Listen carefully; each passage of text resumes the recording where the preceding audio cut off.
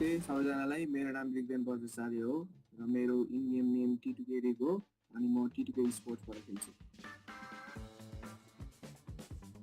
Who is the most dangerous player to go up against? Action. Which player has the cutest smile? Rig. Here comes the Jane counter. Who is the most likely to rage quit during a game? Jane. Who is the worst in the 1v1s? Jane. Who's the worst driver? Jane. Who is the most shaky on camera? Jane. Who is the most likely to grab this season's MVP? Action. Who cracks the best jokes? Rig. Wait a minute. Jane. Who has a secret crush that everybody knows about?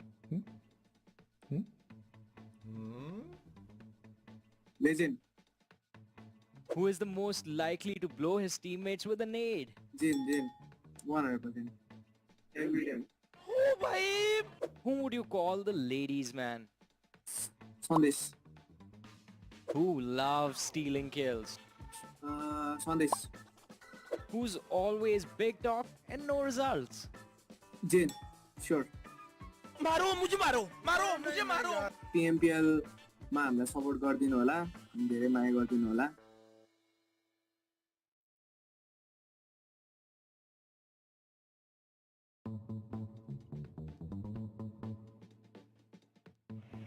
Hi guys, my name is Bishwan and my in-game name is ATRAX.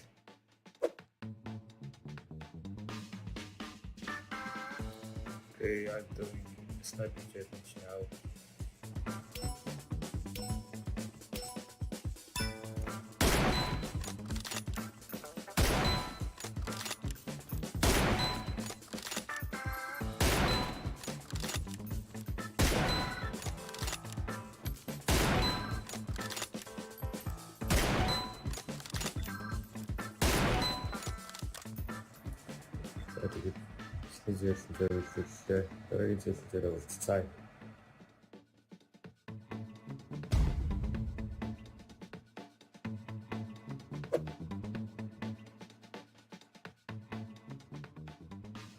I'm doing one single gameplay on the game challenge now. Team match, let's go.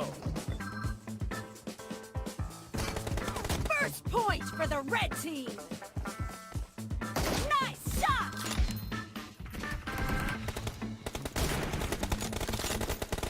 Clear. Oh. Dead. Nice shot.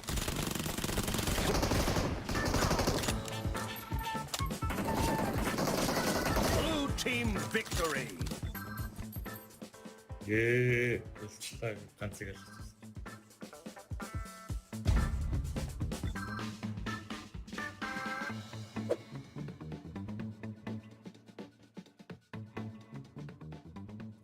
I'm doing killing for now and some challenge now.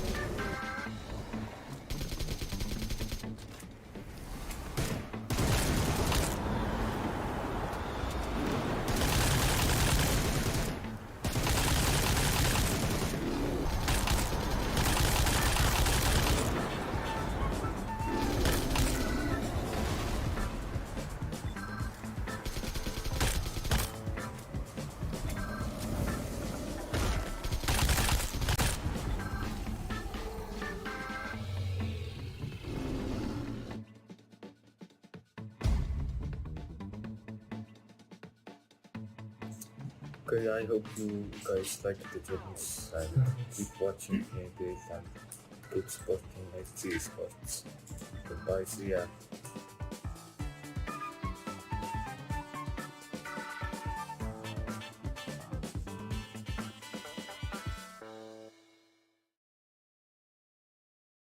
This is more than a competition. It is a war. where the Warriors risk it all. They fight like there's no tomorrow.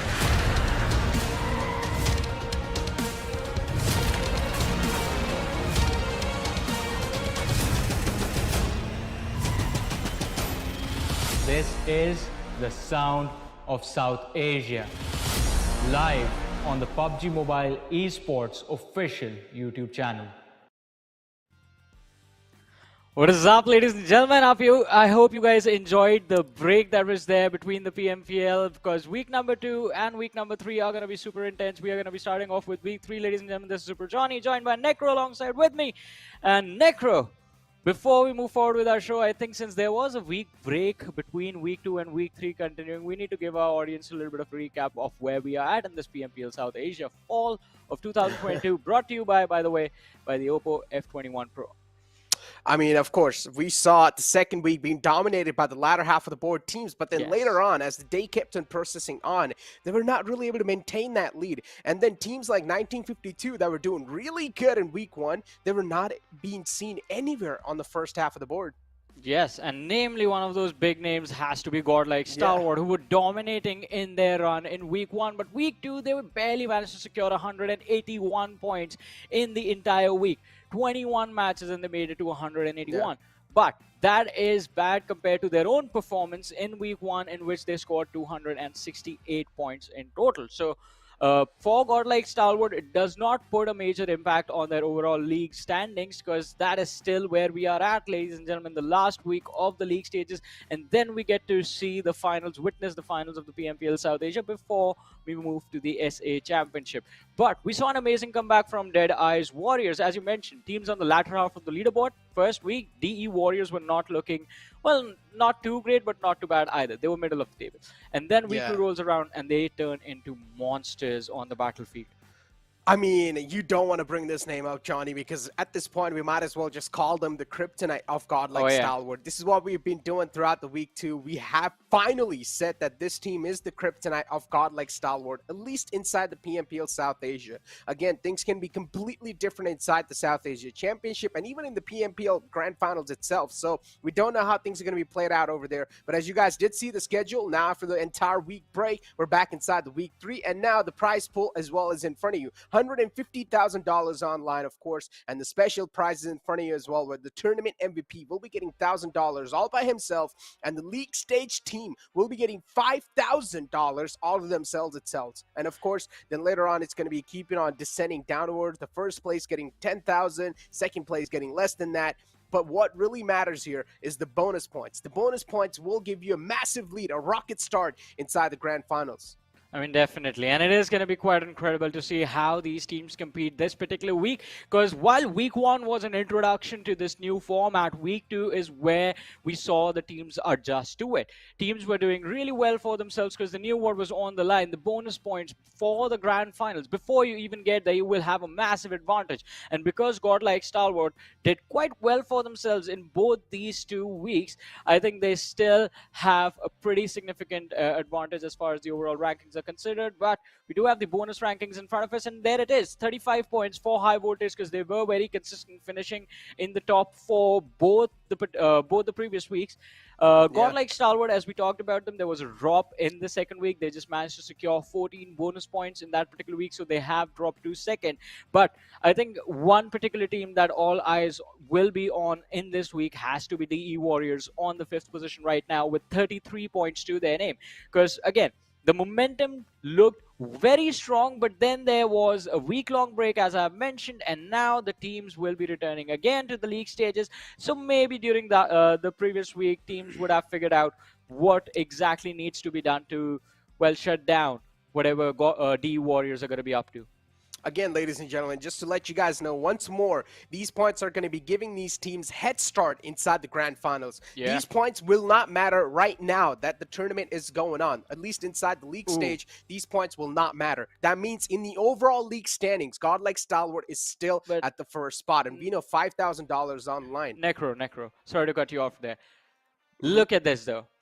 So even if you get these points, you have to make it into the top 16 to make it to the finals, right? Yeah. And in that scenario, A1 Esports, TRZ, DAX, and Janmara, 4 teams sitting on 10 points each. Who will be in the top 16 at the end of this week? It's so close. I mean, only, at this point, these teams will probably be like, God is great. Let's hope for the best, because, I mean, things have been looking pretty grim for all these teams. Let's be honest. We have been expecting better performances from their side days after days, but we're not seeing a lot of improvement. Maybe we saw a lot of improvements from the side of A1 in the week 2. I would say that's a decent leap, but is that leap going to cover anything? Personally, I would say no, not a lot. At least that has given them a little bit of confidence boost. Hopefully, inside the week 3, we'll see a complete comeback. But now, ladies and gentlemen, the normal point structure is in front of you guys. Of course, nothing changed. Pretty much the basic stuff that you guys have been looking at since the start. Yeah, as you mentioned, pretty much the basic stuff. You finish first in the game, you get 15 points. You finish second, you get 12 points. For finishing third, you only get 10 points. So that is how the point structure has been for a while now, but some things keep on changing, and one of those few things are the groups for every single week, ladies and gentlemen, which are based on the standings of the previous week. So based on how the teams finished, we have the Group A in front of us with DE Warriors, VENOM Legends, WIZZES Club, and T2K. Out of these teams, DE Warriors, they were absolutely phenomenal in how they performed. We saw a significant improvement from VENOM Legends as well, considering they did manage to start the week off on a pretty great note, securing those back-to-back chicken dinners on day 1. But after that, their momentum was completely shut down. They went on to secure 1 more chicken dinner, so their total tally for week 2 wins is 3. But after that, the last few days of the week, day 3, 4, and 5 were not really good for them. I mean, T2K inside week 2 is completely at the bottom, ladies and gentlemen. On the 20th spot is T2K with only 92 points. You guys need to realize how much of a struggle T2K had inside the week 2. And that also proves one more thing, is that how much of improvement we saw from the teams that were on the latter half of the board, because they're not on the latter half of the board anymore. Teams like VENOM Legends, as you mentioned, MABETEX as well, which were really doing bad in the week 1. Then you also have teams like High Voltage, which are not able to shine through that well, but then later on they started showing themselves up, and inside week 2 they completely dominated. Then you have teams like DEW, as you said. Week 1 was kind of a mid-pack for them, but now inside week 2 you saw drastic improvement. Even A1, you have to give it to them. Even WIZZES Club, so many teams improved. We saw a lot of improvement inside the week 2. I want to see even more inside the week 3. Well, I mean, I completely agree with you. I mean, it is going to be quite interesting to see what the teams are going to be up to in this particular week, considering it is the last week before these lads and these teams move on to the finals of the PMPL South Asia. And then the top 10 teams from there will get an opportunity to play in the South Asia Championship as well. But looking at the last group in front of us, Group E, we did have a lot of big names. IHC was there. Elementrix also having a pretty decent, interesting run, to say the least, in terms of how they've been playing. But, ladies and gentlemen, the overall league rankings are on our screens right now. And as we have been talking about, the bonus points teams get every single week, along with those getting those points, you have to make sure that you finish in the top 16 of the league rankings if you want to play in the finals. Otherwise, there is no point in securing those bonus points. They're just going to go away. But looking at these rankings, as we have been talking about them quite a lot, DE Warriors, they did really well for themselves, but so did Skylightz Gaming. There was a massive, significant improvement from week 1 to week 2, because look at that. The points, 411 all tied up with High Voltage, who were, by the way, the most consistent team in the 2 weeks combined. Yeah, High Voltage has to be a big burning torch of consistency, and a lot of teams can definitely learn from a team like High Voltage. And as you mentioned, DRS as well have been doing pretty phenomenal. IT is one of those teams, as we have been saying over and over again since the start, they just don't care. They don't give a flying F about this entire league stage. That's what it at least seems like. Because with the way how IHC has been playing, it doesn't even seem like they're taking this entire thing serious. They know they're going to be qualifying inside the grand finals, and for them, that's what that really matters. And as long as you're inside the grand finals, and as long as you're in the top 16, doing a really good job, or as long as you're in top 10, even inside the grand finals, you're good to go. You're going to be qualifying inside the South Asia Championship, where you mainly need to focus on your performance. And maybe that's when we'll probably see these beasts just come into their true colors, because we are seeing a little glimmers of that. Yeah. I mean, there is a glimmer of hope. There are those moments of brilliance from IHC that we keep on witnessing. But again, as they say, there's a fine line between being confident and being overconfident. And IHC is, well, they are walking the wire right now with that position. Yeah. But given the fact that it is IHC, we know the players. There has been an introduction of Demo as well. We've seen him in action, and he looks pretty solid with the lineup. So it is going to be quite interesting to see what the final form for IHC is going to be like. What is their max? We've never seen them at their best. They've been doing quite well for themselves, but not the true IHC that are witnessing. But as we were talking about Skylightz Gaming, we do have their stats for week 1 and week 2. Exactly. And another team that has been really good and consistent, Skylightz Gaming, another big name right here. At the start, Johnny, let's not lie. We were raising a lot of fingers on this team. But then later on in the overall league standings, Skylightz Gaming is doing phenomenal. They're doing fantastic. In the league standings, if I'm not wrong, they're inside the top 3. And what else do you need, right? You are still in contention for that first spot. The first spot is not that far away, ladies and gentlemen, because godlike Stalwart, they kind of did not do that great inside the week 2. That gave a lot of teams an opportunity to try and climb up the overall rankings and also catch up a bit against the players of godlike Stalwart. They still do have a game or 2 cushion, but should they rely on it? My answer is going to be completely no. Yeah, I completely agree with that. Relying on the safety cushion, it's just going to destroy your mentality, because you will keep on thinking about the fact that you have games in hand, you have a slight point advantage. Sometimes you just have to go all in, especially when the competition is this cutthroat. It's extremely close between Skylightz Gaming and the teams right behind them as far as the league standings are also considered, because, well, they are literally tied up with high voltage for the 3rd position. Then there is DRS, just 2 points shy, IHC 9 points shy. So at any given moment, they can be toppled over. So Skylightz Gaming, I think this 3rd week becomes extremely important for them. One thing is for sure, though, we are going to see them in the finals, and I'm pretty sure we're going to see them in the South Asia Championship as well. But moving on, we have Elementrix versus WIZZES Club right now. Now, WIZZES Club have gone through their ups and downs. We have seen them play like absolute gods, but we have also seen them take a tumble as well, because of which right now they sit on the 11th position in the overall ranking. And right behind them is Elementrix with on the 12th position. And Elementrix also in a pretty similar situation. I mean, week 2 was pretty grim for even a team like Elementrix. Now, I'm not going to raise a lot of fingers. If a team like T2K is going to be struggling inside week 2, then it's understandable. Elementrix is also going to struggle, and that's what exactly happened. Elementrix struggled as well. Now, the main reason behind this, no one knows. I can't speak for the teams. I do not want to make any sort of speculations. Neither do I want to make any sort of false statements. But from what it really did seem, like Elementrix, I've been saying this over and over again, they're really solid at holding down the circle. They're really solid with the defensive posture they have. But unfortunately, when it comes to breaching inside some territories sometimes, things do get pretty difficult for them. But I'm not going to lie, recently I've been seeing a lot of improvement in Elementrix in doing that as well. And we saw a lot of those in week 1. I mean, it is going to be quite interesting to see what the approach for the teams is going to be like, because looking at the stats over on our screens right now, it's very difficult to say where these two teams are exactly headed. Both of them seem to be doing quite decent for themselves. The survival times, they are not that great. They're not anywhere close to those 20-minute marker that we want. But having total average points of 264, 269, these two teams have made their way pretty comfortably inside of the top 16 right now, and that is what their focus is going to be, making it to the finals, waiting for another opportunity to strike, and then maybe they can try and compete for the top 5, because right now the difference is too big to cover up even with 20 matches to go. On the other side, though, I was looking at those damage received and damage dished out numbers, and looks like the team fights are not really going either way. I mean, even Elementrix is losing a few of them, WIZZES Club losing quite a few of them. So, I mean, it's going to be quite interesting to see how this week turns out for these two teams. They will have to, again, try their best to get inside the top 10, because I think for the last 2 weeks, that is what they've failed to do. But if they manage to break into the top 10, then I think the momentum is going to be set quite nicely for the finals. But, ladies and gentlemen, today's schedule on our screens, we are going to have 2 Miramars, 2 Erangels, and then there's going to be the Sanhok in the middle. Yeah, I mean, again, pretty much a standard schedule. This is how we kick off the week, and this is going to be the similar schedule all the time at the first day at least. But, again, Johnny, getting our conversation back to the overall league standings and getting our conversation back to which team is better and which team is not.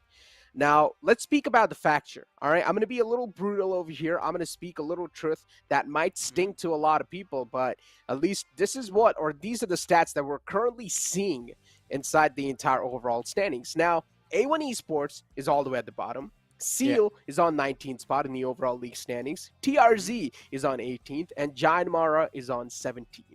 Now, the only reason why I read out these 4 names is because if at the end of this week they're not able to breach inside the top 16, they're completely out of the competition. Team that is right above them is DAX, currently sitting on 16th spot. The sword is hanging on their neck. If DAX one single game slip up, this will give a big chance, a big boost for teams like Giant Mara to try and pull something off. So right now, DAX has to be one of those teams that is absolutely in a lot of pressure. I mean, it's not just DAX. I would say Gremlin Storm is going to be included in this as well, because Gremlin Storm sitting on the 15th position with 217 points to their name, right?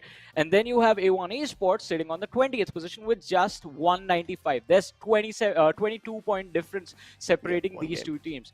Just 22 points. So I think it's going to be quite easy even for A1 Esports to breach into the top 16, but they have to perform consistently. Otherwise, it's going to be a world of hurt, and they are going to regret this, because 20 points in 20 games is not that difficult to cover up. I think, in fact, if A1 Esports go all in and, in fact, try and do well in one day in particular, so 4 matches they play really well, like finish in the top 3 every single time, I think they can potentially make it to the 14th position as well. Because Train to Kill, they have been on a downfall, and unless they've eliminated sort of the bad luck that was there with them in the second week, this week is again going to be brutal for them. But we have talked about the teams quite a lot. Necro, who do you think is going to win the first game of week 3?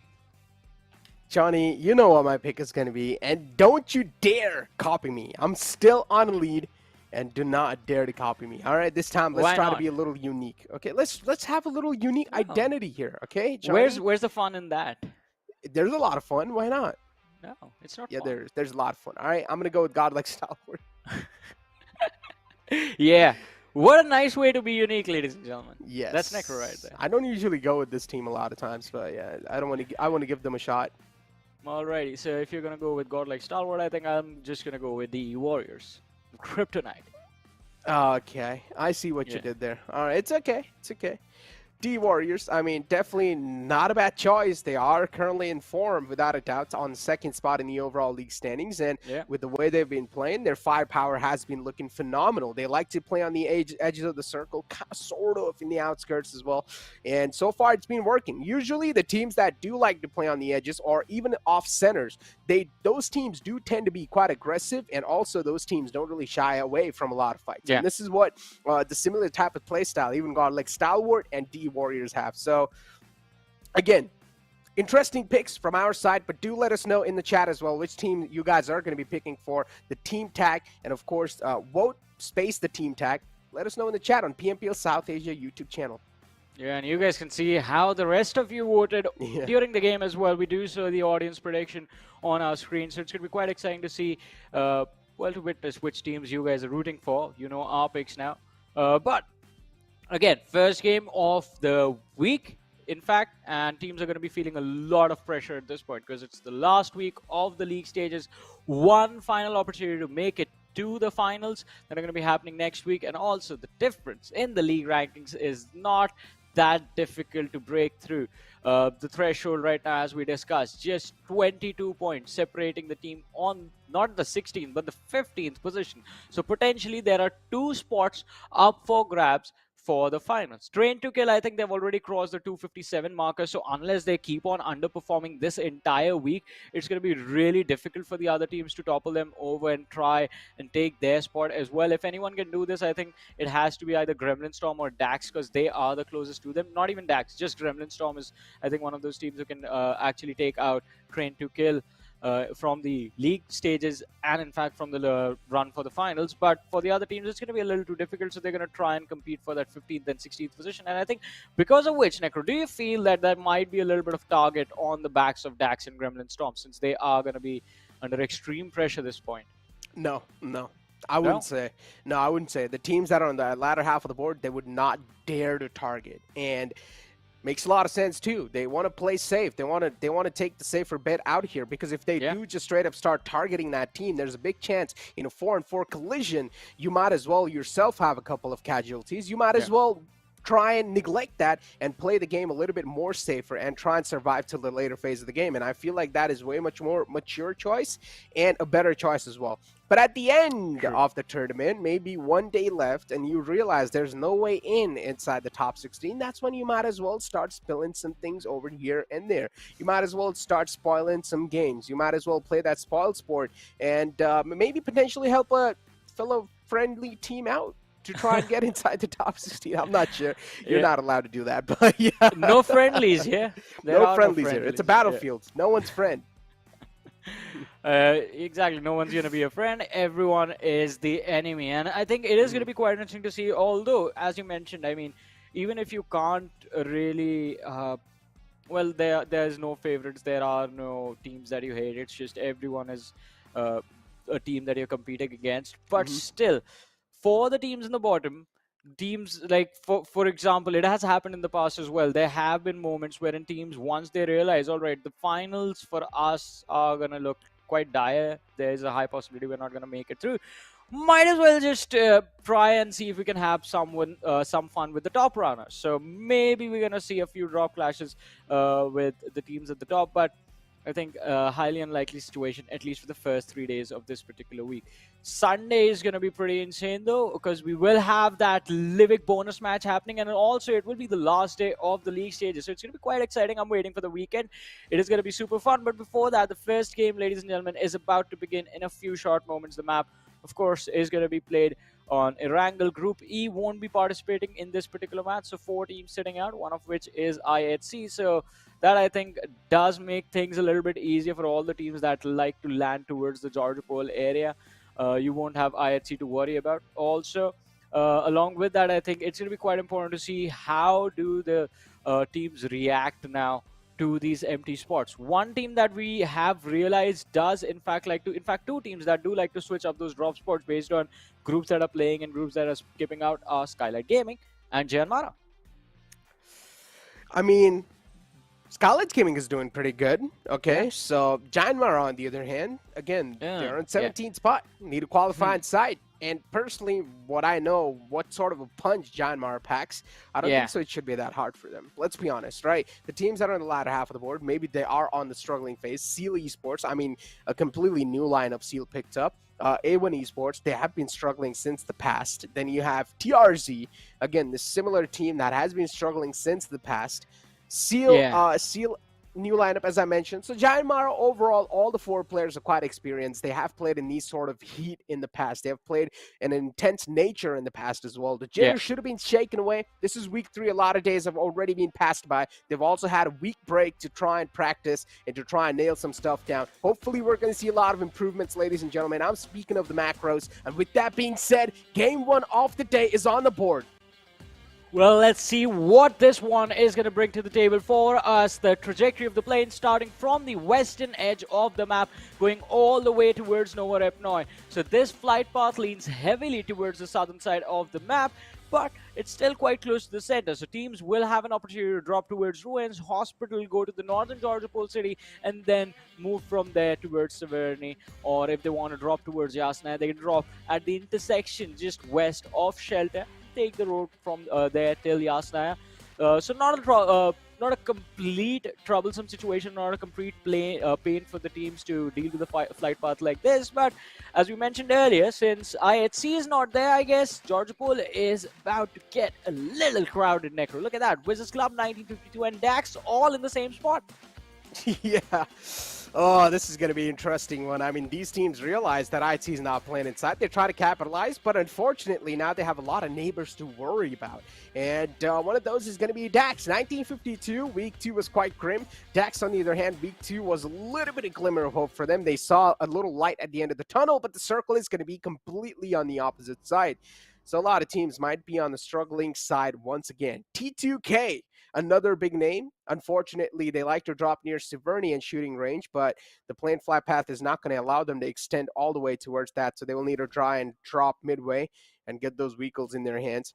DE Warriors, of course, all the way down south. Godlike Stalwart as well down south. Shouldn't be any sort of problems. Maybe if these two teams decide to rotate at the same time, then we'll probably see a collision. Well, let's see, though. There might be a collision. As you said, I expect that as well. or which team is going to be the first one to lose out on one of their players? That is the question that I'm asking right now, because T2K are rotating out in the open. MABETEX and DE, we know these two teams know how to deal with each other, but it looks like one of the players from the side of DE has just been taken out, and yes, it is on top, sir, already getting picked off, and I believe, if I'm not wrong, MABETEX is the team who got that point. I mean, I guess a good start, but again, Deadeyes guys. Oh, not a team that would like to lose out on a man just like that. But it's okay. You know, it's just the first game of the day. You have a lot more games to go inside the week 3, and Deadeyes guys is not one of those teams that is struggling either. Top 16 is the goal, and bonus points is the goal as well. As long as you have decent amount of bonus points wrapped up and a decent amount of points wrapped up inside the league stage as well, that should keep your reputation up no matter what. So DE, they're currently looking good in both those factors. So nothing much to worry about. Even if one game slips away, they can try and claw their way back up inside the second one. On the other hand, you have Gremlin Storm. We saw a decent improvement, but I would say not enough to match the pace up against some of the teams that are currently dominating the board.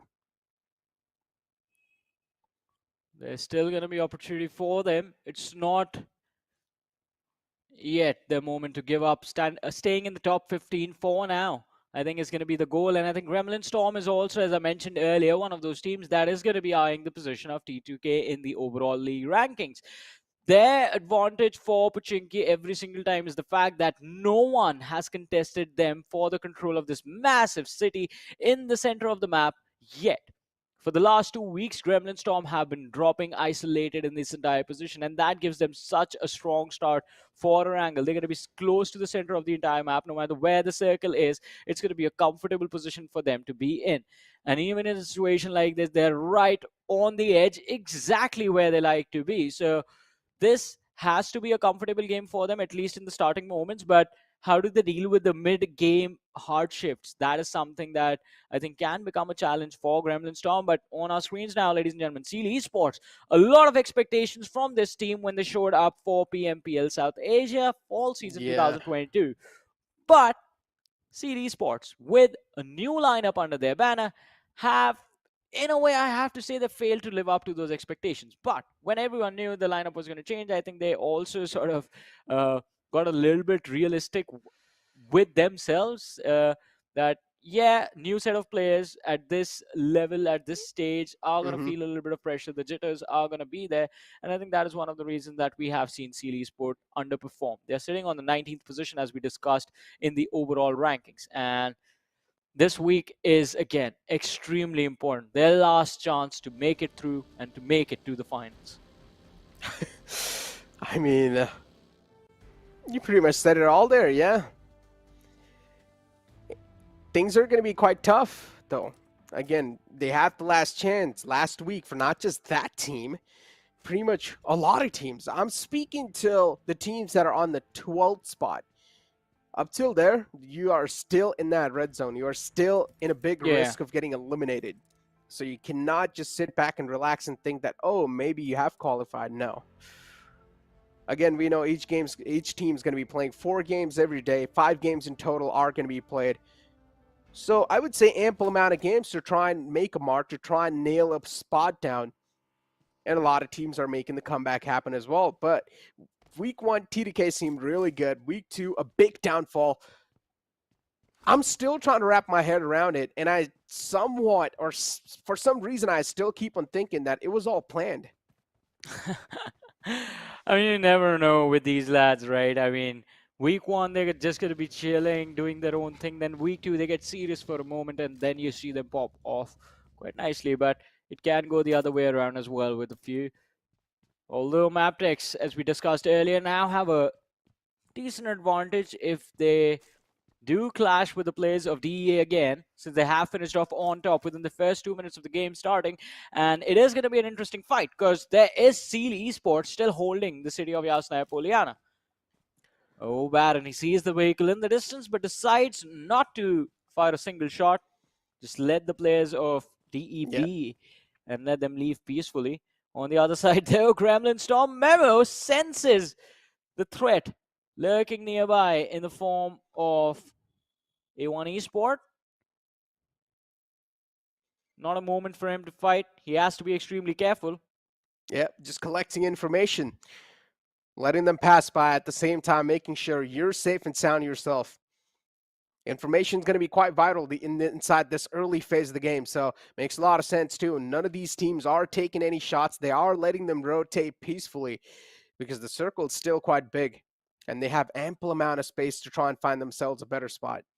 So taking a fight right now is not going to be that good of an idea because you never know. There might be a team rotating behind you, and you might get just third-party or completely sandwiched. We've seen a lot of those type of moments in the past, especially inside Week 2. We saw a lot of sandwich moments. And speak of Week 2, man, I'm also getting some memories that I really don't want to get, especially that clutch from one of the players from DEW against Mr. Boro, where Boro was just hiding behind the tree, and he pushed up all the way from top of the hill, came close to him, and won that battle. And that was one of the most impressive duels, one-on-one duels I've ever seen. Yeah. DEW, they have some insane clutch genes in them. I mean, Week 2, we saw a lot of insane clutches. We saw Elementrix getting taken out in a 1v4. And I think, again, a lot of clutch moments in Week 2. One reason for that being, I think, as we mentioned earlier, the teams got used to the format, so they knew exactly what was on the line. It wasn't just a few points for their total tally. It was points for the finale as well. And points for the finale matter quite a lot if you're already within the top 4, within the top 5. Just like teams like High Voltage, Godlike Stalwart, D Warriors, Skylightz Gaming, all these teams are going to be worried about where they finish every single week because their advantage is going to be quite significant once they actually do begin in the grand finals. But it is going to be quite interesting to see how these teams manage to be consistent in this particular week as well. All these 3 teams have finished in the top 4 for the last 2 weeks straight. But the Warriors, week one was good, but week 2 was even better. So they're going to try and build their momentum from there. And as of now, find themselves on the southwestern edge of the circle, trying to make their way in. It should not be a lot of challenge for the Warriors, because as you guys can see on the map, they're playing along the edge of the main island, just slowly and steadily sneaking in towards the farm position, and there is no one standing in their way. There's a massive cluster of team towards the western part, towards mansion, shelter, prison, just teams swarming for those areas, while on the other hand, the western side is completely empty. Yeah. A lot of teams are speculating that maybe the next circle is going to shift on the right side, but if it does take a shift on the left side, it's going to catch a decent amount of teams off guard. MG3 is inside the first airdrop, and we are seeing MG3 being used quite a lot. So this weapon is an absolute shredder. Which team is going to be able to get their hands on this one? It's all the way in the outskirts, on the edge of the circle near Milta Power. But VENOM Legends have already rotated out, so that means this crate is going to be pretty much a waste at this point. On the other hand, though, we still have teams like WIZZES Club moving in all the way from the northern side of Yasnaya Polyana. So this is going to be interesting. WIZZES Club rotating all the way from the north. There's a big chance they might meet teams like Seal, because Seal as well, now they're going to decide to rotate outside. Unless if Seal is going to still sit in Yasnaya and hope for the next circle to form somewhere near them, then maybe that can be a completely different approach. But do I support that approach? Answer is going to be no. At least you need to be a little proactive. Sometimes if you're just going to sit inside your own drop spot where you have dropped inside and you are on the edge of the circle and you think that, okay, I'm still good, maybe we don't need to rotate. No, that's not a mentality you need to have. You still need to be proactive. You still need to start scouting the grounds in front of you. And that's not what the players of Seal are doing. All 4 players just grouped up.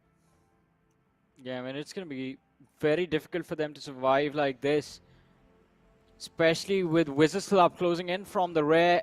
It is definitely going to be a challenge for them to avoid any sort of collision during the mid-game and the late-game stages. Like, for another 5 minutes at least, they're going to be safe, but it seems like Mr. Boro from Skylightz Gaming did, in fact, see the head of the Ichari pop up just for a split second from the rooftop of their house, and now he's just waiting for him to re-peak their position. But Chari also just being extremely cautious of his surrounding, not allowing a single opportunity for the opposition to take a shot towards him. We do have Janmara Gunner on our screen, just driving between the enemies. And look at Legend right here. As the name says, the man is a legend, just waiting patiently out in the open, sitting in a US, pretending he's not a person, he's a vehicle. Transformers. Interesting. He had the belt, so he probably knew that, yeah, he's safe. Yeah. But I would still not trust that. I would still not trust that. I would still keep moving, man. You never know. You stop for a second, he might just catch a bolt action headshot in your face and you're just dead. Yeah. So you never want to take those odds. That was an extremely risky play. Even Yeah, though it he is. just stood there, it was very risky. But the good part is that he still has 3 players in the back. So Legend currently is the scouter of the team. He's in the front line scouting out the grounds, trying to gather as much as info as possible, while the rest 3 players are in the back providing the cover and also scouting themselves. So an interesting strategy from the side of T2K. Now they've decided to rotate a little bit from the northern side. So hopefully this is going to work out for the players of T2K, because the week 3 is going to matter quite a lot. They need to nail it down no matter what. If this week is going to be grim for them, then I don't know exactly what to say. But on the airdrop 2 this time, it's going to be the AWM. There are a couple of teams closer to it, Giant Mara and VENOM Legends. But I don't think so the intentions are going to be going for the airdrop, because it's just going to waste a lot of time at that point. You might as well would want to be a little bit more proactive and capture a better position inside the circle. Gremlin Storm and A+B+C+D Esports right next to each other, where A+B+C Esports know exactly where the players of Gremlin Storm are, but now Hitman also needs to watch his back lines, as he might get pushed from underneath the bunker. Well, let's see. High voltage lurking nearby. Seal Esports, they're going to be feeling the heat now in a few short moments, as all of a sudden they find themselves surrounded from every single direction. A lot of teams just swarming to this position, trying to enter the circle, which has in fact hard shifted towards the left-hand side. So, as we talked about it earlier, massive swarm towards the eastern part of the circle, eastern hemisphere, are going to be forced to move towards the western side of the map, which is going to result in a lot of mid-rotation team fights from here on out. And Seal Esports, since they are going to be outside the zone for the next few moments, they have to figure out a way for them to safely, again, make it to the edge, which is not going to be easy. As we saw, High Voltage close to them, along with them, MABETEX is going to be there, T2K is going to be there, and, well, DE will have a line of fire available as well, but on our screens, Gremlin Storm up against the players of Godlike Stalwart, and Dictator, it seems like, has traded out a little bit of damage with the opposition, but does he know that there are 2 players from the side of STE who can potentially flank the players of Gremlin Storm who are hiding in shelter right now? Also, there's a team behind them, by the way. Yeah, A+B Esports. Yep. They are going to be a big problem. Before now, I mean, Godlike Stalwart, they're looking pretty solid, I would say. They're currently inside the northern side of the circle, just waiting for the next shift to happen. Playing on the edge of the circle, not really taking extra sort of a risk, trying to gather information, and that's what the name of the game is for them. What a nade from the side of Spooky. The opening really was needed from Seal, and that's what they exactly get. Nice capitalization from his side. Another nade will sail in. Rig is down to 1 HP, barely surviving on a sliver of HP now. Finally will crawl back behind that US, hoping for the best, and hoping that maybe none of these nades are going to just crawl behind the US. But Rick finally patches himself up, falls back. We'll need to get the res on the fallen player. T2K, they are quite separated out. Sandesh is all the way in the back. Even the players of Skylightz Gaming have a little bit of line of sight. Maybe they want a little piece of this fight. We do see them sort of wanting to engage in this fight on the outskirts, but Seal, they're doing a great job of execution so far. T2K, they are on the verge of collapsing. But if T2K somehow manage to defend this, then maybe things can be quite different. But still, these teams are destroying each other's vehicles. That means if the next circle pops up, it's going to be so difficult for them to rotate inside. Yeah, and along with that, things just going from bad to worse for T2K, as Skylightz Gaming have found a few openings. They've dropped Jane to his knees again, and that does open the doors for Seal Esports to charge in towards them, but the points are being stolen by the players of Skylightz Gaming. Look at that, Rick, he's going for a revive on Jane, while Sandesh just tries to create a little bit of distraction, just deter the attention of the players of Seal Esports, and he does succeed. In fact, Seal Esports, they are chasing him now. They are prioritizing their own rotation into the zone, but now things get more interesting. because they have two players, T2K left behind, and I wonder how they're going to make it through with SG blocking their way. But on our screens, DE Warriors, oh, this is not looking good. They are in the crosshairs of 1952. One player, East, was knocked out. He's been brought back as Sneak went for a revive on his teammate. It is a 3v4 situation, so the number advantage lies with the players of DE Warriors, but Jax with that nade could have in fact inflicted a lot of damage on the opposition. Fails to do so on the other side. Godlike Stalwart against Gremlin Storm, and that's the squad wipe I think they were looking for. Well, not exactly a squad wipe. I think the last player from the side of GSM is still in the game. Yeah, he is, and they are actually catching a lot of fire themselves. Oh, wow. GSM, they're also getting third party by the players of A1 and B. A lot of fights happening at the same time, a lot of third parties. Teams do want to breach inside battles itself, but it's not going to be that easy of a task to try and accomplish. Godlike Stalwart, they've taken some big punches in the gut themselves as they're now down to a two-man squad, and they're quite spread out themselves. There's not going to be any sort of communication between them unless if top decides to come back on top again, right next to action. VENOM Legends as well, they're getting picked apart. At this point in time, high ground's not going to be the priority. Teams that are in the high ground, they are being the center of attraction. They are the teams that are quite easy to shoot at. Well, for now, I think the one common problem that everyone has, well, majority of the teams have, is the fact that they don't have solid cover available to protect themselves. Everyone is basically fighting out in the open. Look at this. MABETEX going for a push on the lads of Skylightz Esports. They have one player in the backline. I believe Zeke was the one knocked out. Spooky going for a revive on his teammate. Kiese dropped extremely low with that nade. Is trying to reposition himself to avoid any future utility lob towards him. And he does succeed, in fact. But on the other side, Dead Eyes, guys, eliminating Skylightz Gaming from the game with the help of a few of the individuals from the side of Janmara. But what is this? Apex, where did he show up from? Right behind the players of Skylightz Esports. Does manage to knock and finish Kiese, but instantly gets traded out. Now Zeke is going to show up to finish off whatever is left of MABETEX Esports, which basically turns out to be Baron. Wow. And he gets absolutely destroyed. Skylightz Esports, for the first time, well, this week we are seeing them do really well for themselves. 5 eliminations secured and all, well, 3 players still surviving. On the other hand, DEW, they're looking pretty phenomenal. Dead Eyes Warriors all the way on the southern side, and it seems like they have conquered it as well. All they need to do, move inside, march inside the circle, and get that entire site for themselves. But there's another team in the clotheslines. It's going to be the players of Dax again. Dax, they have been playing quite suppressed. They haven't really had that much amount of confidence in their own firepower, so I barely think, or I barely challenge that they're even going to try to take this fight. VENOM Legends on the right side, though, they can be a little menace for the players of DE Warriors, unless if they somehow deal with the players of VENOM Legends perfectly, then that can be a completely different thing. But no, it's Dax opening the fray up against the players of DE Warriors, and unfortunately, they've also managed to knock out one player. Now DEW down to a 3-man squad, and they do realize now the threat's starting to approach him, and this is not a position you want to be if you're Dead Eyes Warriors, because in the back, there's VENOM Legends. In the front, it's the players of Dax. They're in a complete sandwich situation, nowhere to go. Dead Eyes Warriors are getting picked off and dismantled. Oh, they were doing so well for themselves, and now they're absolutely destroyed by the players of Dax. Look at that. Sneak, the last player, and he's sneaking inside for a few short moments inside that shack. But the EAX, Dax, they know where to shoot in. Oh boy, what a finish. He ran out of that shack, even though his teammate had made his way in, and I think there was potential to go for a revive, but they already had pretty decent points collected from this particular match, so I don't think a not too shabby performance from the side of the Warriors. Although WIZZES Club, it looks like they're in a world of hurt. Janmar are not giving them opportunity to actually come down from this slope. Gunner is still doing pretty well, holding on to his position, and he's surviving as well.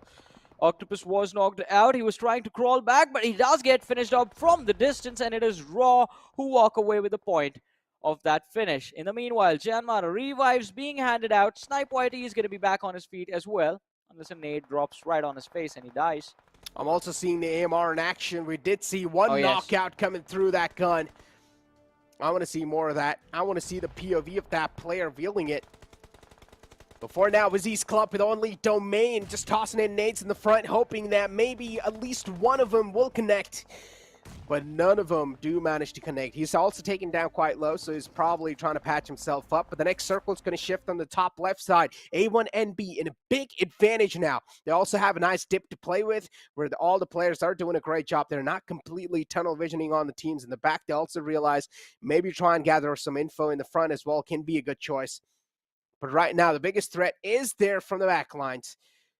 And they are on the edge. They can try and edge keep a lot of teams. Giant Mara might just be in the biggest trouble they can ask for. Giant Mara will need to clear out the entire sidelines and then challenge a head-on-head fight against the players of A1NB. But A1NB are not going to let that happen. They're just applying the pressure constantly.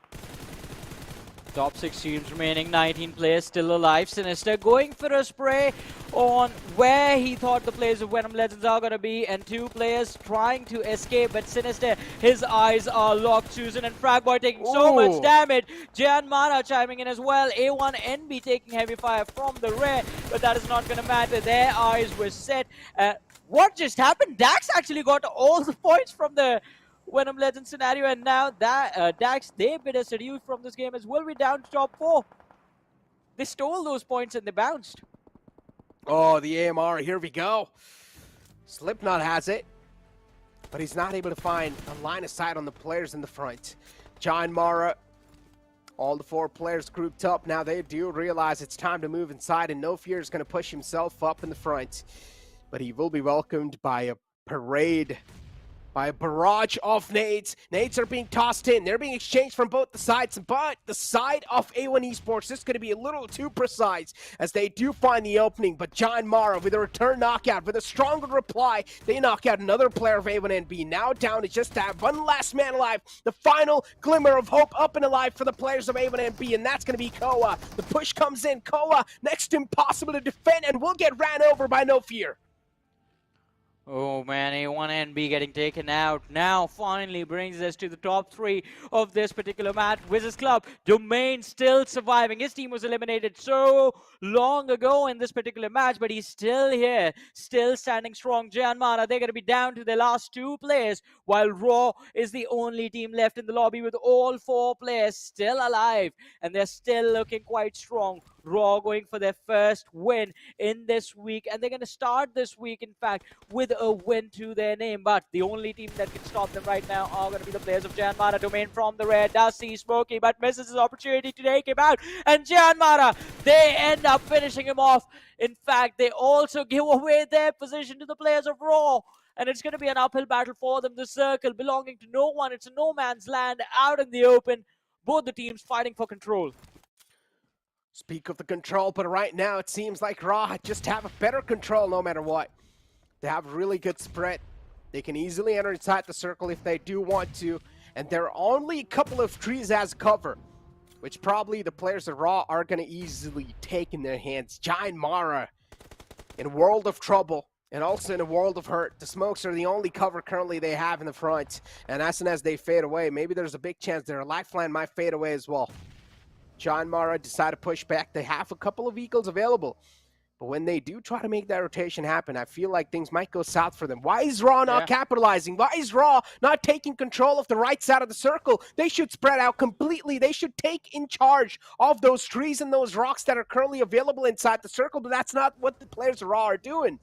Raw instead are grouping up on the left side, and they're going to let the players of John Mara have the right side. This is just going to bring a lot of risk on the doors of Raw, and now finally the doors are being knocked as Raw decide to reply back. Nades are being tossed in, and the nade will find the opening. Not a great cover to be behind. No Fear being caught. Now this is going to leave the only 2 players up.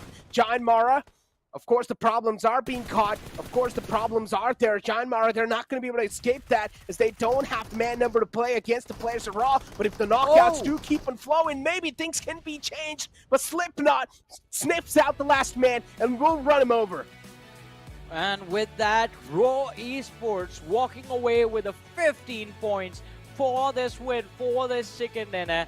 And well, 10 eliminations along with that. The total tally being brought up to a 25 point from this game.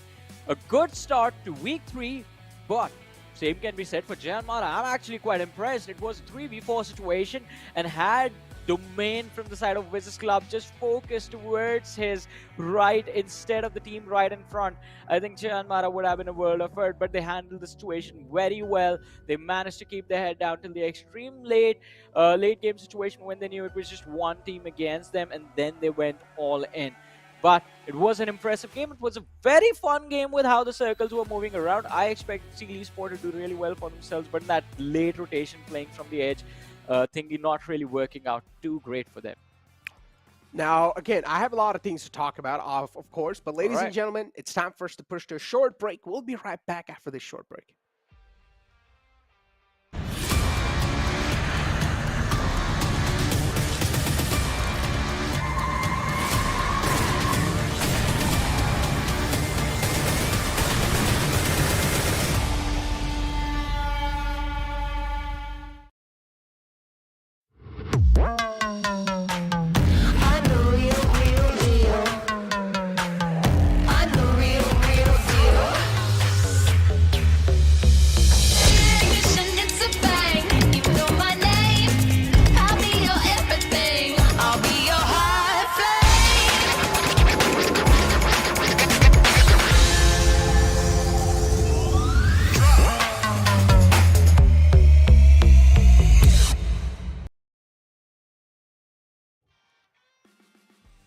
Welcome back once again, ladies and gentlemen, to the PMPL South Asia Fall Season of 2022, brought to you by the Oppo F21 Pro. This is Super Johnny, joined by Necro alongside with me. And ladies and gentlemen, what an amazing start to the third week of this PMPL's league stages we have had. Raw Esports, we were talking about them quite a lot during the start of the day, middle of the table performance during the first week and the second week, but a great start to week 3 at least they are having with a win in the very first game. And Mara, a team from the bottom 4 of the league stages, finishing in the top 2. I think this week is going to look pretty great for Mara if they keep the momentum from here on out, at least for today as well. I mean, it will probably, yeah. Mara, they have been, or at least they have managed to kick things off pretty well. I mean, they ended things on the second note. But on the other hand, I would say Raw overall did a really good job too, Johnny. I mean, with the way they played, of course, things are looking pretty good for them. And even Raw is another one of those teams, right, that still also need to nail down the spot they have currently. And Raw, this sort of a performance is going to mean quite a lot for them. On the other hand, Mara, though, without a doubt, they've had a really phenomenal game. They needed to move inside the circle, so they battled their way through, and they were able to get a lot of eliminations doing so. Now, Gunner got 3 eliminations, 4 knockouts in the survival time of 24:05. And as you do have the player focus, no fear is going to be there from the side of Mara. Slipknot from the side of Raw, not a lot of damage to wrap up. That's why he wasn't really there on the first spot right there, other than Gunner. But you have Sinister too from A1NB, which he was trying his best to try and survive. But unfortunately, with the way they played, with the way they pushed themselves in the defensive stance and decided to defend, is where problems got a little too serious for them. And now, as I said before the break, I said I have a lot of things to talk about. If you put a team like Godlike Stalwart in that similar sort of a bridge to play around with, in that similar position where the players of A1NB were, you would have seen a completely different way to play that one. They would have first smoked out the back lines, making sure that from the back they're not exposed to the players of Raw, and then they would have played a little in the front. They would have played a little aggressive. They would not have prone down. That also mitigates the risk of you being naded easily because you're always mobile. You're not sitting in the same spot over and over again. And once your position's compromised, and if you're just prone in that spot, you will easily get naded, and that's what exactly happened with the players of A1NB. They fired a couple of shots. They knew they're prone down. Nate sailed in. 2 players got knocked out. It was all down to Koa, the last man alive. Couldn't really pull anything off. And this is why I say you got to be a little aggressive sometimes. I mean, best defense is the best offense, but even in defense, you got to be a little proactive. Yeah, you have to be aware about your surroundings. You need to know where the shots are coming in from and where the other teams are positioning themselves. Otherwise, what happened with A1 Esports, as you said, completely tunnel vision towards the fight in front and they forgot about their flanks, they forgot about their rear, because of which they had to settle in for an earlier exit than they would have had. Otherwise, A1 Esports, they had a pretty strong position in that scenario. But still, I think we are being too critical. They still managed the top 3 finish, 13 points in total, and I think if they can just keep on improving from here on out, I think A1 Esports can end up having a pretty great week in this final one. But other than them, Raw Official, as we talked about them, they got 25 points from this particular match. Janmara walking away with 23 points to their name, 11 eliminations secured. So a good game for the lads of Janmara. On the other side, up top runners from the previous week, Necro, Godlike Stalwart finishing off with just 3 points in this game. High Voltage finishing off with no points in this game. I mean, if you remember, Johnny, Godlike Stalwart, they don't really care about the league stage. Or at least this is what the storyline has been so far. The only team that could give them a big competition were the players of Seal.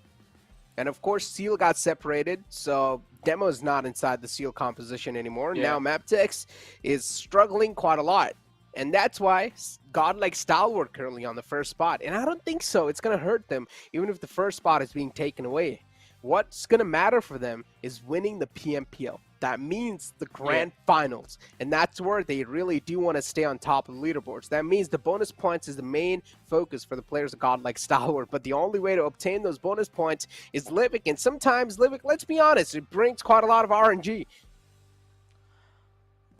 Well, the RNG is going to be there, but it's going to be part of the game. It's going to be part of the situation that you haven't dealt with. But along with that, I think I agree with you. They are, Godlike Stalwart, they are going to be focused in on winning the trophy of the PMPL South Asia, not just the trophy of PMPL South Asia, not just winning this stage of the tournament, but I think their eye is set on calling themselves the champions of South Asia. In its totality, including the teams from Pakistan, who are going to be there, by the way, in the PMPL South Asia Championship. Top 6 teams from PMPL PK are going to be joining us. So it is going to be an exciting ordeal, and it will be fun to see what Godlike Stalwart can, in fact, pull off in a lobby like that. But over here, I think we have seen this in the second week as well, Necro. If the first game is not really theirs, it becomes very tricky for them to build up the momentum, especially in the earlier weeks. At least Godlike Stalwart were part of Group A. This time, I think they are going to be put in a different group, so their momentum can be easily broken, just like it happened with the Warriors in Week 2. Every single time they would start the day off strong, they knew they would just get 2 games before the reset would come in. I mean, that's one thing. And then the other thing over here, ladies and gentlemen, is the Damage Craft. Now, Damage Craft, Janmara, just clearly leading charge over here. Have a little bit more damage compared to the players at Raw. Then you also have Seal with a lot of damage, but unfortunately, the elimination points is not there to back it up. So that means the conversion rate is lacking somewhere down the line.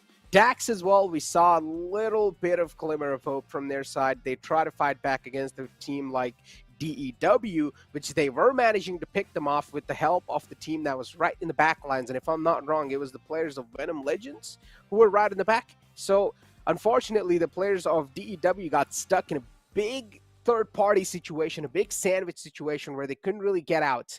And now, ladies and gentlemen, we're also going to be moving on towards Miramar. That means Group D is going to be sitting it out, which includes teams like Godlike Stalwart.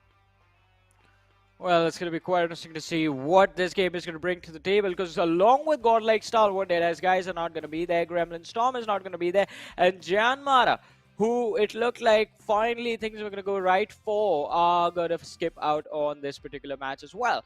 So, as we were talking about earlier, you need to carry the momentum from game to game. If a break is going to be there right in the middle of you having, right after, in fact, the fact that you just had one of your best games in the entire tournament, then it becomes very difficult for you to just adjust mentally to that. And that might just be the thing that kind of gives Janmara some trouble, but we're going to find that out once this team shows up again on Sanhok. But the next game, Godlike Stalwart not being there means one of the biggest threats on Miramar is missing. Who's going to take the opportunity as this? Yeah, I mean, lately, Godlike Stalwart, they have been one of the most dominating teams on the Miramar. But if you ask me which team they have a big chance of taking it, well, of course, DE Warriors, man. I mean, DE Warriors, they have a big chance of taking it without a doubt, because they're another solid team which have been pretty phenomenal on the map of Miramar. Then you have a team like Skylightz Gaming 2, which have another big chance of taking a chicken dinner inside Miramar, because even Skylightz Gaming, it's their signature map overall. But now, speaking of teams, and we are making a lot of speculations here, let's make a prediction, Johnny. And I'm going to start it off over here. So I'm going to go with DE Warriors. What about you, man? That's not fair. I wanted to go with DE Warriors as well. So I guess now both you of already us are gonna picked go with it DE once. Warriors. You already picked it once.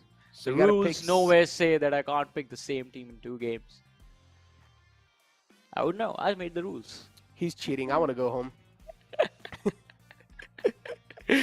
But yeah, D Warriors from your side. And I personally think it's a really solid pick, too. It's a fair pick, understandable with the way they've been playing. They're currently in form. Even in the previous game, if they did not get sandwiched, it should have been an easy cleanup on the players of DAX. Because DAX, they try to approach. Yeah, they did find the opening, too. But then instantly, the defensive posture that you saw from the side of DE Warriors, the way they pushed themselves inside a back defensive stance, that was really good. Smoke started coming in on the board. And it seemed like Deadeye's Warriors were ready for the players of DAX to just flow inside. The floodgates were opened by Deadeye's Warriors themselves, and they were waiting for them to step inside the smokes. But that was not the case. Instantly, they got started getting picked off from the backside, which was the players of VENOM Legends. So not a lot could be said in that scenario. I mean, it was just an unlucky moment for them. Although, since you do mention the Warriors, I think there was one moment where I was actually worried about them getting eliminated early, and that was that slope fight situation against the players of A1 Esports. In that particular scenario, A1, they had secured a few knocks for themselves as well. They had an opportunity to go for a push on the high ground. The only thing that DAX was really smart about the fact was they had earlier, before the fight started, they already moved 2 players up on the high ground right behind the shack, and that just completely denied A1NB the opportunity to just go up the slope, finish off those 2 players, secure those points, and then just back off completely, because there was heavy suppressing fire coming in from the rear. So just small little things like that do make the Warriors quite an interesting team to watch. But this week, I think with how the first game went, you cannot really count anyone out of the fight yet. We talked about how close the overall league rankings are right now, and after this game, things have definitely changed over there, but we will talk about them a little bit further in the day. For now, we're just waiting for the next game to start. And ladies and gentlemen, we have made our predictions. You guys can make your predictions as well. Do not forget about them. When the game is live, all you have to do is type in the chat of PUBG Mobile Esports South Asia's YouTube channel. Just type vote space the tag of your favorite team. And with that being said, ladies and gentlemen, the game is live. The flight path on our screens. And Necro, Miramar, what is going to happen? What do you think? Are we going to see the circle towards the Prison Island again? Prison Island, man, that's one of a kind, huh? Honestly, thanks for reminding me that circle. And we also saw a great play from a team like DE Warriors. So yeah, again, just speaks volumes about this team, man. As I said, they've got some clutch genes in every single player. No matter it be East, no matter it be Sneaks, no matter it be near Zed or Doc. I mean, Doc is currently leading the charts in the elimination leaderboard. It's like they're the new favorite team. Yeah, they are. They are, honestly. And they have become the new favorite so quickly. It's insane. No one expected this, right? And we saw D Warriors and we knew, okay, they are a new Mongolian lineup. We were like, okay, maybe it's going to be a similar story, just like what happened with the players of Savage, where they packed a big punch. Of course, they had a really big firepower, but they didn't really just match. They didn't really sync up when it comes to the strategical standpoint of the game. But that's not the case with the players of D Warriors. They're doing a phenomenal job in all those aspects. Well, I mean, they have been quite phenomenal up until now, but they have to make sure that they try and capitalize on every single game that they play. But for now, ladies and gentlemen, the flight path, well, the flight coming to an end of its path, and we do see 1952 already, as we were trying to hope for it, at least hope for a Prison Island circle. I think 1952 have just decided to start the game from Los Higos position to have a much easier time in the early game stages, with the circle this time just sticking towards the southeastern side of the map. Los Leones smack in the center, well, quite close to La Benedita. Impala, we all know it's going to be under the control of VENOM Legends. They're not going to move from there. They will be feeling quite lucky for themselves, at least in the early game situation for this particular match. But Dax and Raw in El Pozo, story as old as time itself. The two teams just having what seems to be quite a nice moment of camaraderie every single time on Miramar. How many times have we seen them fight early stages? I think just once, right? Yeah, I don't even think so. That's one even counts, because it was pretty much like the circle was kind of close to Los Leones, if I remember properly, and they were forced into each other. So that fight doesn't count, and it wasn't even at the start. I would say we would call a complete drop clash when the fights happen right off the bat. And that's what a complete drop clash is. And I've been mentioning this over and over again. Los Leones is a massive city. 3 teams can easily loot over there. They can stay in there without even fighting with each other. That's how big of a city it is. So, yeah, you can loot for yourself without a doubt. And, of course, everyone will have a great amount of loot onto themselves. You're not going to be in any sort of deficit no matter what. But WIZZES Club, Domain, interesting. He was kind of separated from the back there. Will now just get back to his teammates and feel a little bit more confident. Of course, teammates will give him that extra bit of confidence without a doubt. Being all by yourself, you never know where you're going to get shot at from. You will always have that sort of a paranoia building on your head, especially the city circles, man. Let me tell you what, they're one of the most toughest circles to play in. Yeah. Especially on this particular map where you always expect to fight out in the open, and then all of a sudden you are supposed to be well, you get pushed in an urban situation. But for teams like A1 Esport, for teams like Seal Esport, WIZZES Club, teams that do like to in fact start the game in these urban positions, things do become a little bit easier, because now A1NB, they don't have to move quite a lot to find safety in this circle, at least for the next zone as well. They will know that they're going to be in a safer position. They won't leave that Los Leones city. On the other side, MABETEX, Skylightz Gaming, DAX, IHC, all the teams outside of the zone right now are going to be charging quite aggressively towards the center of this zone, or maybe in the next one as well. The first 2 zones, you're going to try and figure out exactly which positions you want to hold in a situation like this. Otherwise, late game entering that city, oh boy.